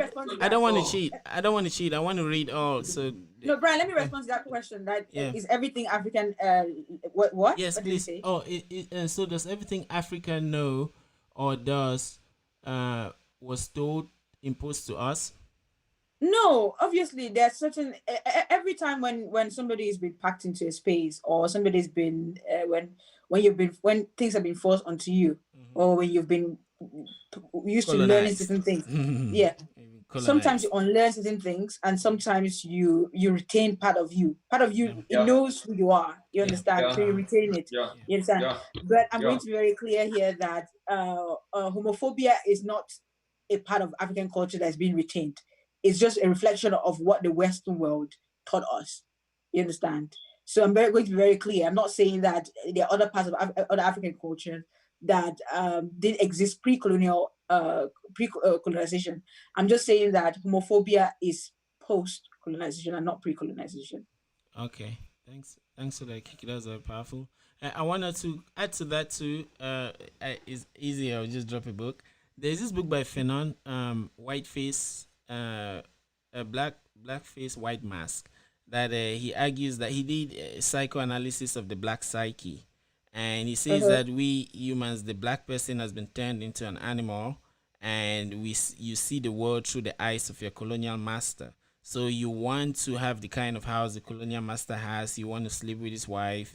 But then you have been turned into an animal. So you don't really know what you want. You live yourself. You're black skin, but you have a white mask, right? So now through that, you see that a lot of things that we do, from that psychoanalysis, is actually counter productive and counterintuitive. He goes forward to also psychoanalyze many movements that you see blacks against themselves, why that happens, which is from the same issue. So I would say, yeah, a bulk of the things were imposed on us because it's a transmutation, right? Like we were transmuted from humans to objects. But again, that's worse because it's not one-sided. You would become an animal in order to turn someone into an animal. That's why after the Holocaust, people were saying that, Europeans, you think you just go to Africa and kill millions of people and come to Europe and sleep well? No, you'd also, something must happen, something must go wrong. So anyway, that's that. Should I go on with the other comments? Yeah. No, no. So I wanna say that, Isaac, please 1 minute. I wanna It's like, say it's like that you're a guest on this show today. Either you are the guest or I'm the I guest. see you enjoy yourself. But Isaac, Kiki, this Kiki, remember, Kiki, if the moon shines and there's no one to see it, did the moon shine? people are listening to our conversation. Yes. I am telling you the questions that I'm asking Kiki, and people are going to be very much interested. We're talking about Africa. Yes. But this point, it will take me 1 minute. Give me 1 minute and let me just run through it. I'm also learning how to read. I'm also learning how to read. Yeah. So you're learning how to read today. yeah. Person I wanna say is that, Kiki, that's the main point. How many Africans really know the African culture? You see, Isaac, if we didn't read this, I really feel enlightened. That's a comment. It's not a question. Don't ask me. I have a question I want to ask you. Let me answer that. I'll be the guest. Let me answer that. Yeah. The moment I have been in the midst of people posing posing as Pan-Africanist. Yeah. And you'd be amazed at how little they know. You understand? Yeah. What they claim is the African culture is not necessarily the African culture. They're just trying to fight Western. Some of them are just trying to fight Western influence. The same way women who are feminists just try to fight men. Some women, it happens. Yeah, it the happens same way. like that. I get it. Yeah, it happens in the same way. Yeah. You understand? But when it comes to really understanding what it means to be African, what it is to be African, most of them don't. You know, they don't know anything about the African history, or they know very little about the African history, or they try to be very selective about the African history. You know, even though there's evidence of things happening with pre-colonial African history, people would stick on post-colonial African history while posing as Pan-Africanists. Do you understand? So are you saying that the African history started from when the Europeans came to Africa? No, there's a lot. Exactly. Check Isaac. Check out Anta Diop, the Senegalese. He has works on pre-colonial. He was a physicist. He knows how to bring out the truth. Anyway, Isaac, let's continue. If we had to ask 10 Africans, okay, ask your question, then I'll read the others. Go on. Ask me a question, then, Isaac. Yeah, it's not. It's understanding. Kiki, what did you do to Isaac? Let's talk about your humanity now. Let's talk about your survival now. I like to understand at the early age. I mean, you talked about puberty. You discovered that you had your own kind of thinking and your own kind of reaction, how your body react a little bit more differently than most people around you. I like you to take me, if you can't remember them, take me on a journey. How did you evolve from that suppression, from your parents to your larger nuclear family, that it got to a level that you felt so powerful, so confident that you can come out and declare that you are LGBT activist in Africa? Isaac, I think you're not covering me in my entirety. I am an LGBTQ activist, and I do identify as lesbian as well, which means that I am exclusively, sexually attracted to women. You understand? And to answer what you're saying, when you have a problem, or when you think you have a problem, you tend to look for solutions. You tend to work around it. You tend to seek other sources of information, as well as just generally just everything. You understand?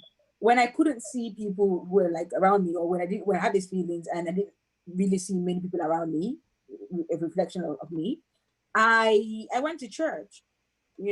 I'm not naturally somebody who would go to church for solutions, but as a young Kiki, that's what I knew. That was the basics of struggling, isn't it? We always fall on our knees and tell God to take the suffering away, isn't it? So yes, that's what I did initially. Trying to pray away the gay or the lesbianism out of my own self. You understand? And which is something that when I do have conversations with religious bigots, I tell them that whatever you want to say to me, believe me, I already had a conversation with myself. So there's nothing new that you can tell me. You understand? And then I then evolved, obviously growing, had relationships. And I realized that, even though it wasn't, I wouldn't call it a relationship, because most of the time when I was that young, what we used to do was understanding and response. So I'm not exactly telling you that I'm in love with you, but I do things for you that you know that, that's how I feel about you. You fed those butterflies in your stomach? What? Did you feel those butterflies in your stomach?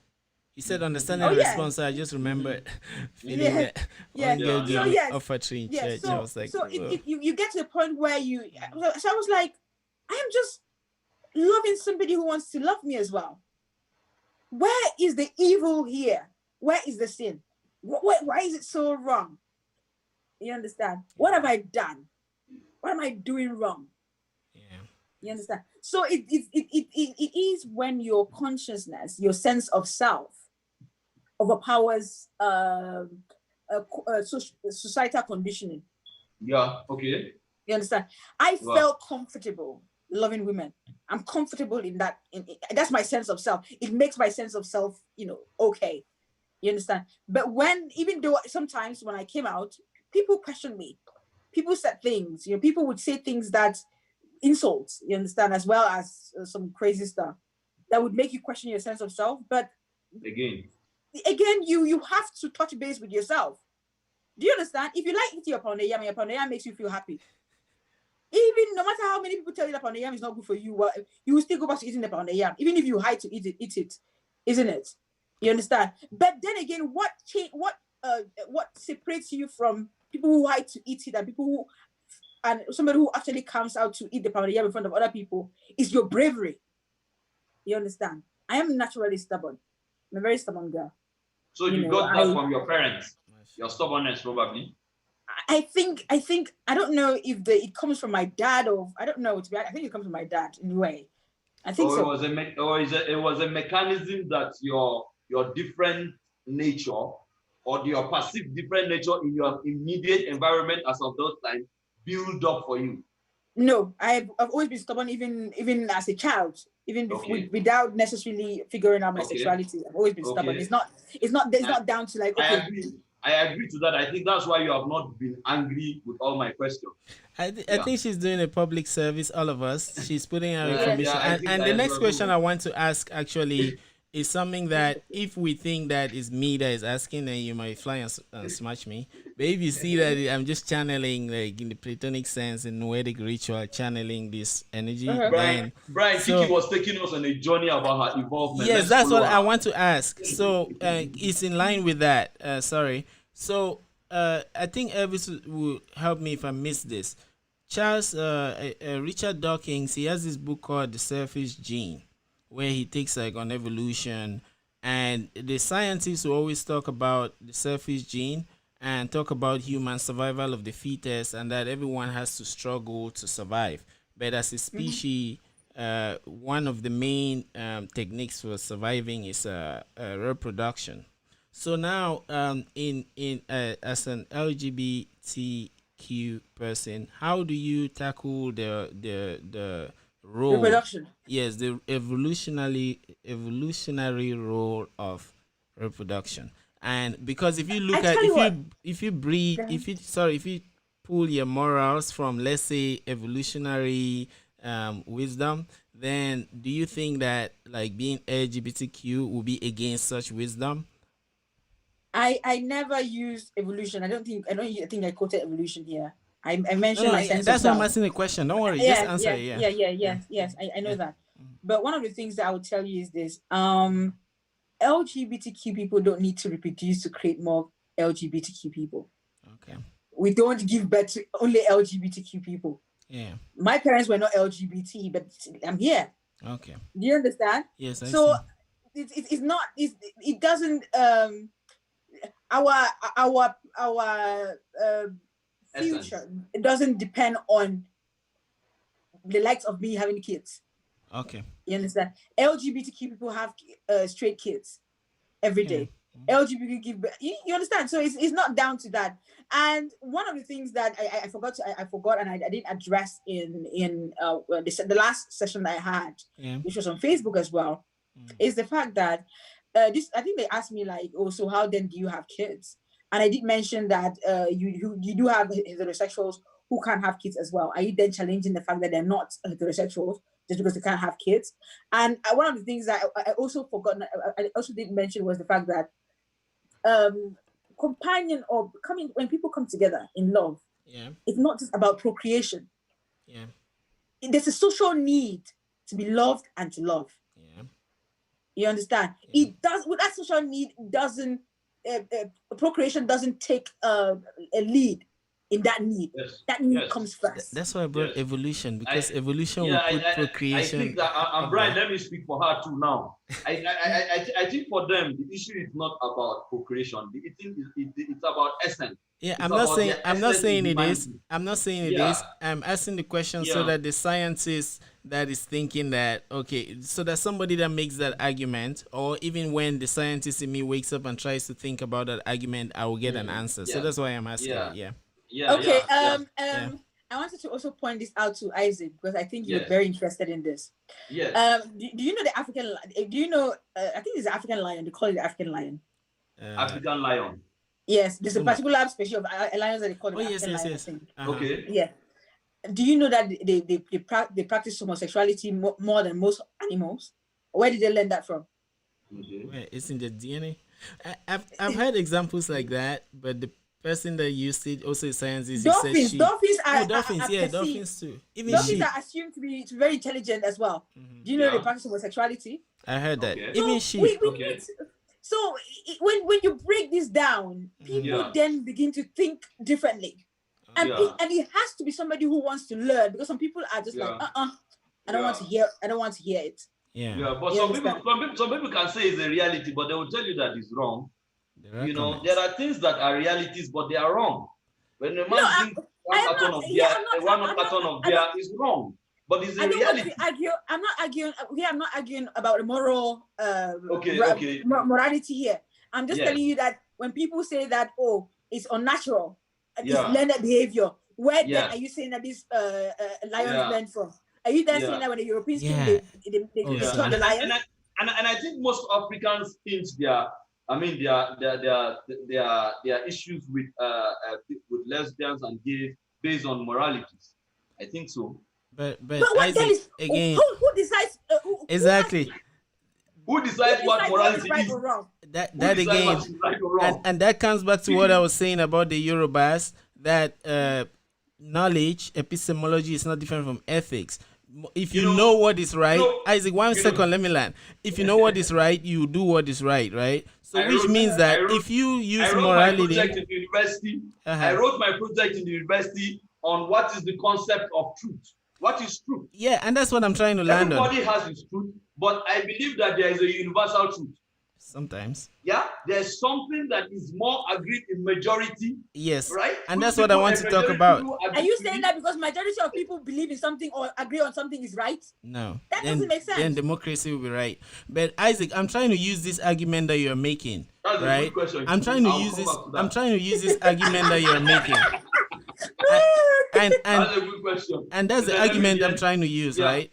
The argument I'm trying to make, Isaac, is that yes, if you talk about morality, right? You use the word morality. Do you think it's moral for you to suppress somebody because they don't subscribe to what you subscribe to? So you see that there's no difference between epistemology and ethics. It is not good, but I can suppress Osama bin Laden because I know that what he's doing is wrong. Even though what he does, he tries to give you justification that what he's doing is right. Yes. But I know in my humanity that what he's doing is wrong. Let me ask you something. Are you then comparing LGBT people to what I'm trying to tell you, is that the world, there is a universal truth. You would have your own truth and think it is right. Isaac, should I tell you one universal truth? Majority is the truth. Should I tell you one universal truth? Should I tell you one universal truth? We can criticize it, but there's a universal truth. Should I tell you one universal truth? Yes, go ahead, sir. The speed of light. Right. Apart from that, speed of light. Yeah. Apart from that, you rarely see some other things that are universal. So a lot of things to go now with relativity, but then that's where influences speed of light. Sorry. Speed of light. Yeah, speed of light. Yes. Yeah. So now, anyway, that's another discussion that we can have. But I'm trying to say that there's cultural relativism everywhere, right? Yeah, there's cultural relativism, and relativity is what describes our world today. If you, I think Einstein described it as if you're beside a beautiful woman, 1 hour may be like 1 minute. So that's the relativity, right? So in terms of culture too, is the same thing. So when we talk about universal truths, it's difficult to pinpoint. Perhaps things like smiles, this happiness, whatever that is, those could be universal. I think the world is in a conversation with itself. You know, it should be.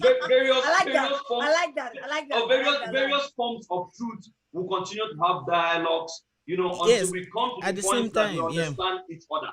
But at every point in time in the existence of man, there is a majority set of truth. It takes time to debunk it. I am telling you that at this era of Africa, at this point now of Africa, this is what we think. But for me now, in this program, I'm not concerned about that. What I'm concerned is, how did Kiki survive and have the audacity as an African lady to declare that she was LGBT and she's still fine and good?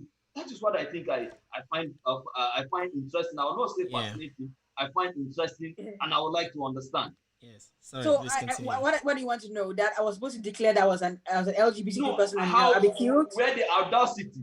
It must have come from somewhere. Yeah, I think it's part of my question.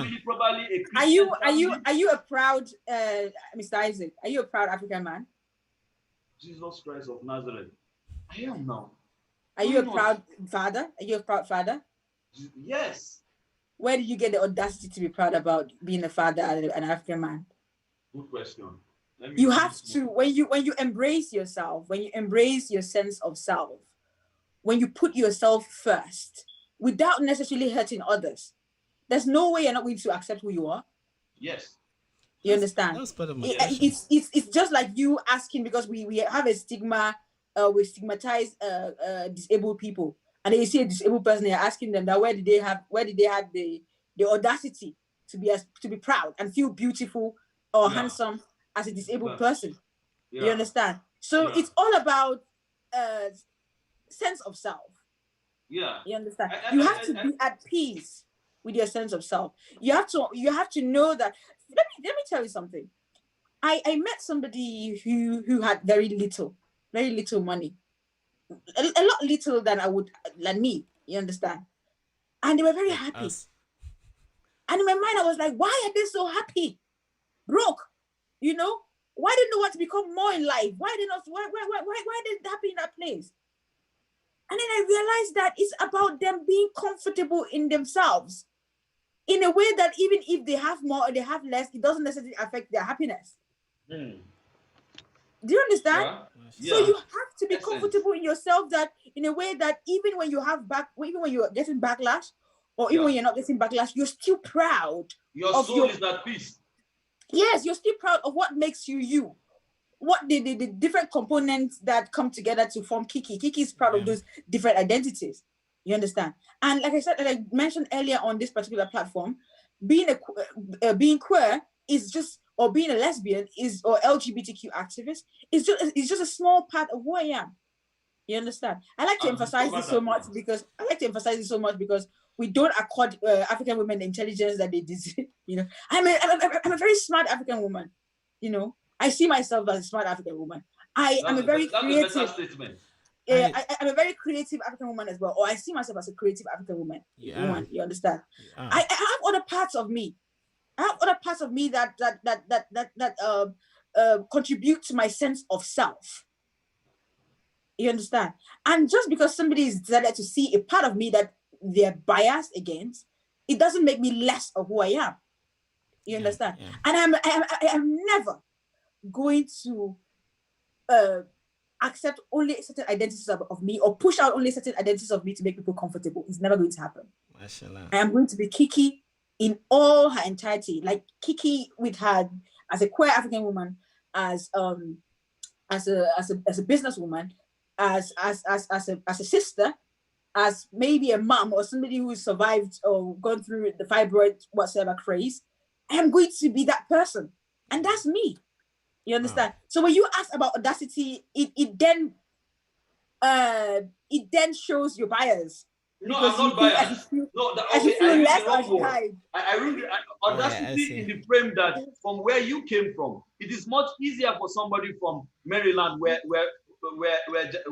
Brian is speaking. It's a bit more easier for that person. For Cameroon, African, Nigerian neighbors, you understand? And you came out proudly because you came out proudly to say that this is why I am. Well, you did that while you were still in Cameroon, right? No. I didn't do that while I was in Cameroon. Okay, that means I'm giving you too much credit. No, let me address something with you, Mr. Isaac. Let me address something here. A lot of people think that I've heard this from LGBTQ people as well. They think that just because I live in the West, I suffer less from homophobia.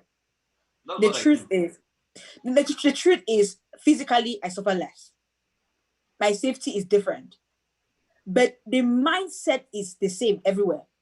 Because just because I live in the UK doesn't mean that the African community is not the first community that that is in contact with me. Does it make sense? Yeah. Growing up as an African, okay, now you're Yoruba man. What are you Yoruba? I am Boju. I'm from northern Nigeria. Okay, from northern Nigeria. You mentioned that. Sorry about that. Yeah, say Boju so that you remember it next time. Boju. Boju, yes. So if you go to the US, the Boju community is going to be your first community. Yes. And whatever they don't agree with is going to still manifest. Do you understand? Even though you live in the US. Okay. Do you understand? Yes. And then after the Boju community, you have Nigerians. That's another layer. You understand? Before you even have the white community that you interact with the white community, most of it is going to be a professional interaction anyways. So they can't even say, you understand? So the hit from you being who you are is still it's problematic. Trace you everywhere. Trace you. Yes, because then the difference now is, the only difference here is if I was born in the UK, which means that culturally I am a British person. So I have the British culture, which means that my friends, my friends are British. The thought process that they subscribe to is very British. Do you understand? So it then lessens the homophobia that I get. But if you grew up in Africa, even if you go anywhere, it follows you. Why? Because culturally, you're still African, and that's the first community that you touch base with. You understand? But I'm not saying that, I'm not minimizing the physical danger that it's been taken away. That the fact that I'm in the UK, it sort of like helps. You understand? But I'm just saying that it doesn't mean that mentally I'm not still struggling. You understand? And Isaac, you kind of asked the question that I asked.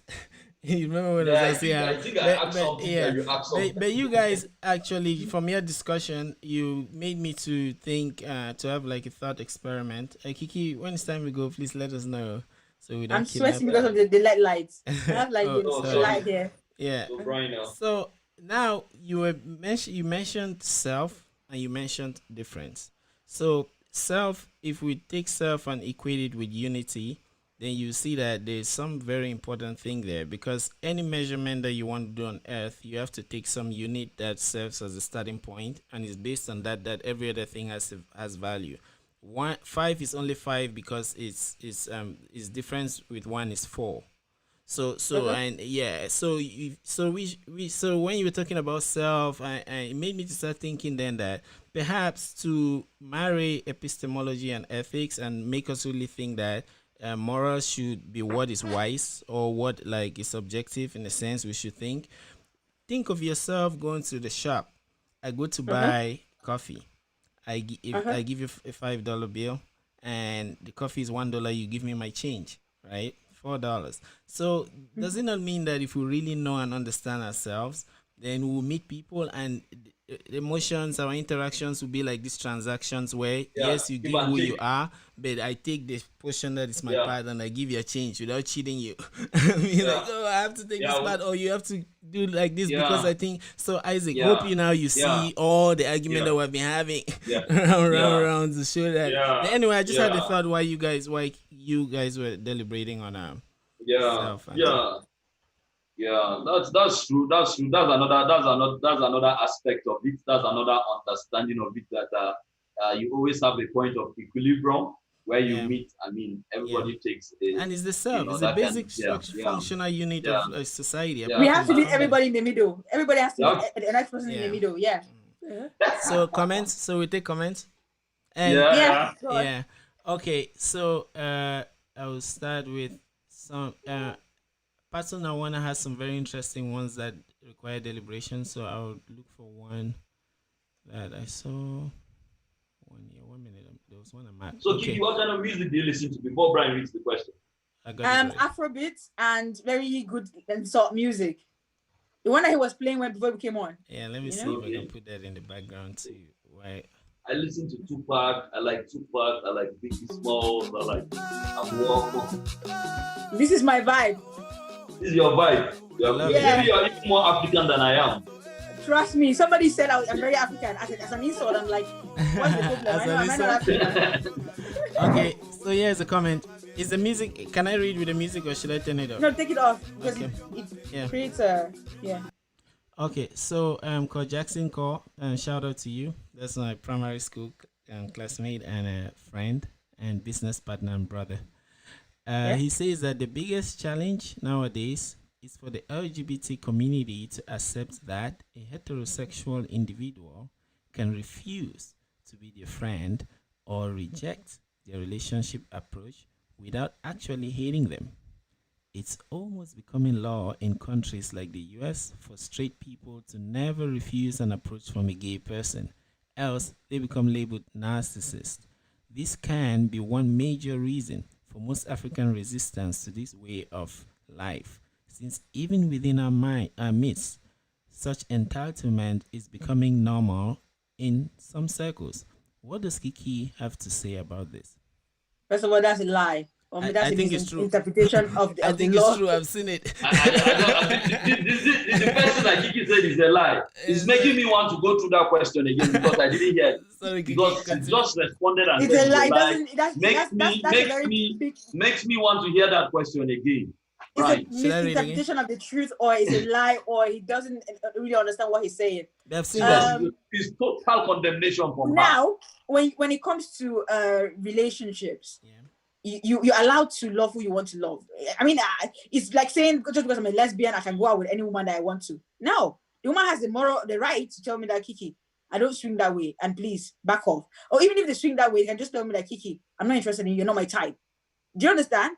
Now, what you can't do is refuse services, basic services, just because somebody is queer. For example, now if I walk into the hospital and they say, oh, no, I can't attend to you, because you're LGBT, then that becomes a problem. Like blacks. You That's what understand? happened to blacks. Exactly. But to Appetite. say that people are now people are being refused, people are being forced to accept love interest or relationships or go into relationship with LGBTQ people is just an overstatement. I've A seen that. lie. I've seen that, Kiki, and also, the thing is that sometimes it's not very evident. It sneaks up into places where you maybe in a class, people. See, let me tell you yeah, something. Yeah, uh-huh, if somebody asked me out yeah, and I said, "Oh, I can't," sorry, I'm not into you. okay, Do you understand? And then if somebody asked me out and I said, "Sorry, I don't go out with white people," that's where the bias comes in. Is the language. yes, It yes, might have been the language here. true. You That's understand? So if racism, somebody yeah. asks you, Yes, true. That's very true. But language is key. What I Yeah, understand yeah. is that it's almost like, okay, we all are sitting right somewhere, like let's say in class, and then the black person gets up and it's like, I'm black, you must treat me like this, even without anybody even noticing that they're there. You see what I mean? Like they just get up and just feel the whole environment and want to take over. I've seen those, and well, When we you're can, saying take yeah. over, what you're saying take over is oppression. Oppression. When you oppress people, people begin to push back. Okay. And when they push back, it takes different forms of pushback. Okay. Do you understand? So rather than address these people who are pushing back, like saying that, oh no, I'm LGBT, I should be heard. Like they force it or down I'm black, people's throats. I should be heard. Take away what oppresses these people. What makes them feel? What creates that need to start up and say I'm black, I'm this and that, and then you not have them. But the oppression aside, right? Let me create an It's like analogy. no. Let me ask you. Let me tell you something. Let me tell you something. Yeah. It's like as a black woman here in the UK, Yeah. I have been I had been once told that, oh, the way, because somebody did something to me or said something to me, and I was told that I shouldn't have been loud about it. The way I spoke about it became the problem. Yeah. I was like, you're told policing me rather than addressing what made me angry. Yeah, true. You understand? Yeah. And that's another form of oppression as well. Do you Exactly. understand? So take away what makes LGBTQ people come out and say they're LGBT. Take away the homophobia, and we don't even need to. I wouldn't be sat here as an LGBTQ activist. I wouldn't feel the need to come online and say that I'm LGBT just because I want to define the energy around me. I wouldn't feel that need, because I know that people wouldn't just assume that everybody is heterosexual or assume that I want to be with a man. Does that make sense? Yeah, it makes a lot of sense, and it makes me to think that you about the point where you are raising a point, but they're looking at you. I mean, look at the prophets. They came and they were pointing at the moon, and people were looking at their fingers. And then, so then they don't see the moon. Then they don't see the moon. You see what I'm saying? You only look at the fingers, you don't see the moon. But that aside now, talking about religion, they're fundamentalists. There are people that you'll be walking, sun is hitting you, you're thinking of your child that has not eaten, and then this person is coming and forcing you that you must accept Jesus and things like that. So there are those cases too. And you know what is funny about those people? Those people who eat next to you without giving you any food. Yes, so and then when it's time people to preach the gospel, they're like, let's share the gospel. What gospel? Exactly. If you can't share food first. So if you accept that, there are people that do that in the LGBT circles, that do that kind of activism. Will I say activism? That kind of activity where they want to come and give you this doctrine like by force. In every movement, there are people who are not I don't know why. Who are not sincere to it, or who people who become fanatics. Yeah. Okay. Do you understand? Yeah. For example, now you do have the movement going on online that we shouldn't shame people who have weight, who have put on weight. You understand? People who have more flesh on them than others shouldn't be shamed, or shouldn't be called fat, or shouldn't be fat shamed people. Yeah. Then you do have people who for example, I recently shared pictures of myself trying to lose weight after my fibroid situation, and then I had an inbox message on Instagram saying that Kiki, sharing the before and after picture is fat shaming people. I should stop doing that. So you do have the fanatics. You understand? Within every movement, you have the fanatics, or you do have people who are trying to take advantage of the movement or of the whole thing. You understand? So it's down to us but you also need to know that without fat shaming, that person won't even have the right to come and tell me that you're fat shaming. You understand? If the problem didn't exist in the first place, fanatics wouldn't exist as well. That makes sense. Yeah, true. But again, we we humans are animals. But anyway, I forgot my other question. I had another question. Oh yeah, I remember. So Kiki, remember can when that I be was the last asking? one? I'm Okay, struggling on the yes. seat now because my butt hurts. Yeah, okay. That would be great too. I have a meeting starting Yeah, in you've 2 done well. minutes. Remember when I was asking the question from a scientific point of view? I was trying to be the scientist. So I see this question that I want to ask that actually captures that spirit. It says, my question to you all is if there are beliefs that are anti-life, should we not suppress them? If there are beliefs that are anti-life, should we not suppress them? For example, homosexuality is anti-life because there's no way the human race will reproduce other human beings than through a man and woman. Cloning doesn't count here. Haha. What do we do about it? How do we do? Are we still hanging around the conversation that LGBT people will not have kids? Well, anyway, let me finish it. How do we do if we all go unfortunately homosexuals? for you, these are questions that are going to be coming in different years. Yes. Let me answer it. Because those are genuine concerns. And to rephrase that question now, let's just make a question for the sake of a question, right? Now, Kiki, what would you think? Follow up to that question. What would you think, or what is your opinion that if the world, for instance, now were all LGBT, we're all lesbians and homosexuals, right? What do you think would happen? And without cloning and all the scientific, let's say the traditional way of making babies, right? Or the ways we came to the traditional way of making babies. What would be your concerns about procreation? Let me answer a question here by this is like a fictitious question. It must not be a realistic one. Just a fiction. Let me also go into that fictitious space with you. Yeah. And I'm going to go into that fictitious space with you using examples of recent events. You understand? While the Black community is fighting racism, fighting the killing of George Floyd on the streets, and there was a Black Lives Matter protest going on. Then there was this fictitious idea being put out by anti blackness, saying that the Black people wanted power and they wanted control. You understand? That fictitious, because it wouldn't happen.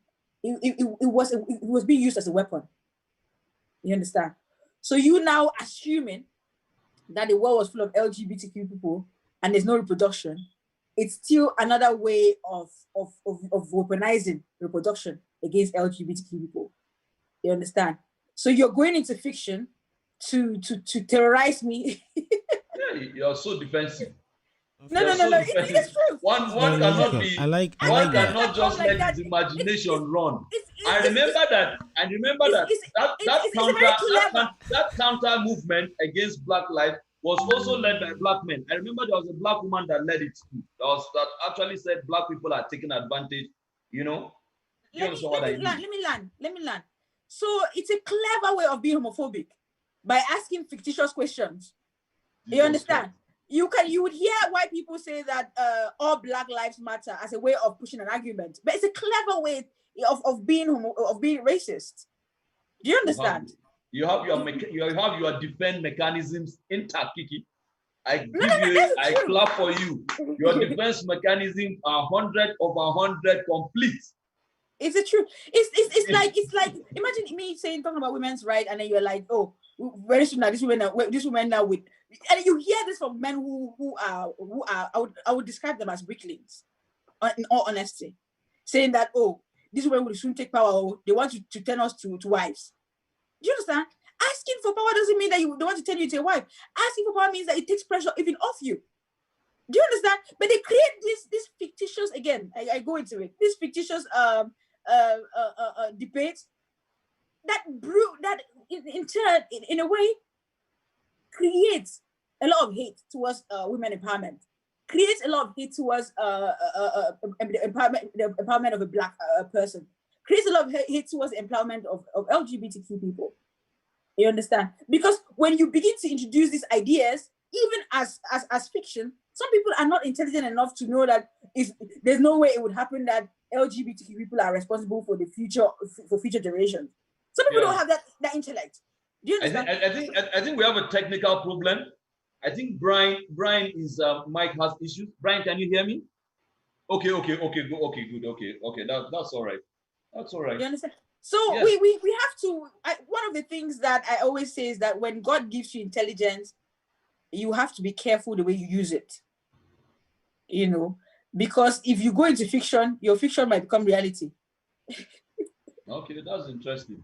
For me, I mean, it's been nice talking with you. I've really learned a lot. I've enjoyed it as well. I've known that now I don't know. I know that I think that you are not evil, you know, but I will continue to try to talk to you, you know, try to engage you in conversations, you know, hoping that one day you will just agree and just say, okay, Isaac, come for my wedding. I'm in love with one Cameroonian man today. Come. Sorry, guys, not to be disrespectful. I'll be back. If you can give me a few minutes, I just want to close the meeting and then I join you guys. So sorry, Kiki. Okay, bye. You guys are chatting. Yeah. So we done? Yeah, we're done. Yes. Yeah. Well, that's okay if Kiki is okay. Yeah, but let her just respond and we close. I'm saying that I'll continue to engage her. I'll continue to engage anybody today. I know that they are not evil. At least I know that she's not evil, and I'll continue to engage them in conversation. And hope that one day Kiki sends me an invitation to say, okay, Isaac, finally, I'm in love with a Cameroonian man from Buya. Our wedding is on a so day. Please come. You know, that's a dream I'll continue to keep. Okay, let me land on that. It's a dream. If that's the only dream you have, then you have taken nothing away from this conversation. No. That is not it. It's not part of what I cannot say everything. I cannot say everything that I've taken away on this from here now. I can't say everything. Because your dream should be okay as long as you're happy. Are you saying that I should not have a desire? Are you taking away my desires from me? How can you have a desire in my life that doesn't necessarily? No, it is you now, but I can wish. I can have a wish. It's a selfish desire. It's a selfish wish. It's a selfish wish. Yes. It's like a parent telling the child that, oh, I want you to be a doctor. My desire for you is to become a doctor. It's a selfish wish, yes. Even though the child wants to be a musician, it's a selfish desire. You telling somebody that is selfish, because whosoever they become, it doesn't necessarily affect you. That means that we should stop telling people our feelings. We should stop telling people because every time you tell somebody your feelings, there's a desire. No, every time you tell somebody feelings that are contrary to their basic human essence. Yes, sense of self. Yes. Imagine your wife now. Your wife will now say telling you something like, "My desire is that one day you grow a bigger maling, a larger one." And you don't have one. How does that make you feel? No. I would think that's okay. I would think that means that this woman, she wants me to be better. Because you can't change that. No, you can't change because you can't change that. It then becomes oppressive. Yeah. I see your sense. I see what you mean. If she says that her desires for you to grow well in business, in the business they're already doing, then it becomes a positive desire in your life. But she's not telling you to grow a third leg should be bigger. When unfortunately it's just going to shrivel as you grow older. Then it's oppression. She's oppressing you. She's making you feel like you're not enough. Okay, Kiki, you win. Kiki has won. It's the truth. That's oppression. Yeah. You know, but I've enjoyed this conversation, by the way. I've loved it. I have to. You're one of those people that like to have conversations with. But you know, next time when we have you here, we'll come with a woman. Because it's possible that you are having a woman effect on us. So we'll come with a woman who will talk to you woman to woman. It's okay. It's okay. Mm-hmm. You know, it's okay. One of the things that I also like to clear is the fact that just because we're women, we don't always necessarily agree with each other. But that doesn't mean women don't support each other. Women support each other. Yeah, but because society wants women to agree with each other all the time because they feel like all women are the same. That's why they say women don't support each other. But yeah, I would love that. Definitely. Yeah. But anyways, I need to go now. I'm tired. Yeah, thank you, Kiki. God bless you. God bless you. God bless you. How do I leave meeting? Yeah. God bless you. So, Brian, it's been So interesting thanks. talking to you. I've learned a lot. Can you hear me? So thanks everyone. everyone. I can hear you. Thanks everyone. Thanks very much, Kiki, in a sense. This was a wonderful episode. And it flowed right into my meeting, so I had to fly and continue. Oh shit! Yeah. I remember. Thanks to Kiki, our writer personally to thank her. Thanks to everyone for contributing. Let's have more of these chats, and feel free to reach out if you want to organize one yourself. Isaac, you have anything to say? I just want to say thank you for everybody. Thank you, Almighty, for having this opportunity to talk, and God continue to bless us and direct us. Amen. Yeah. Thank you, Brian. Yeah. Cheers. All right. Thanks. Thank you, everyone. Yeah. Bye. Yeah.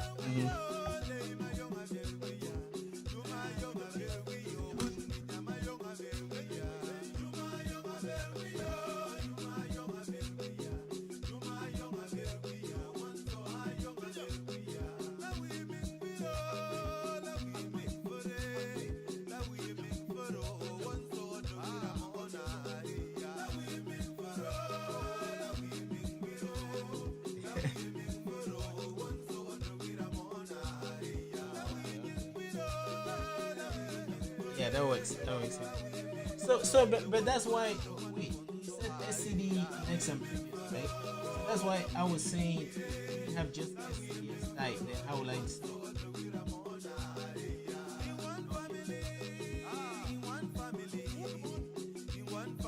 Okay. So Arun, you don't need to send me this.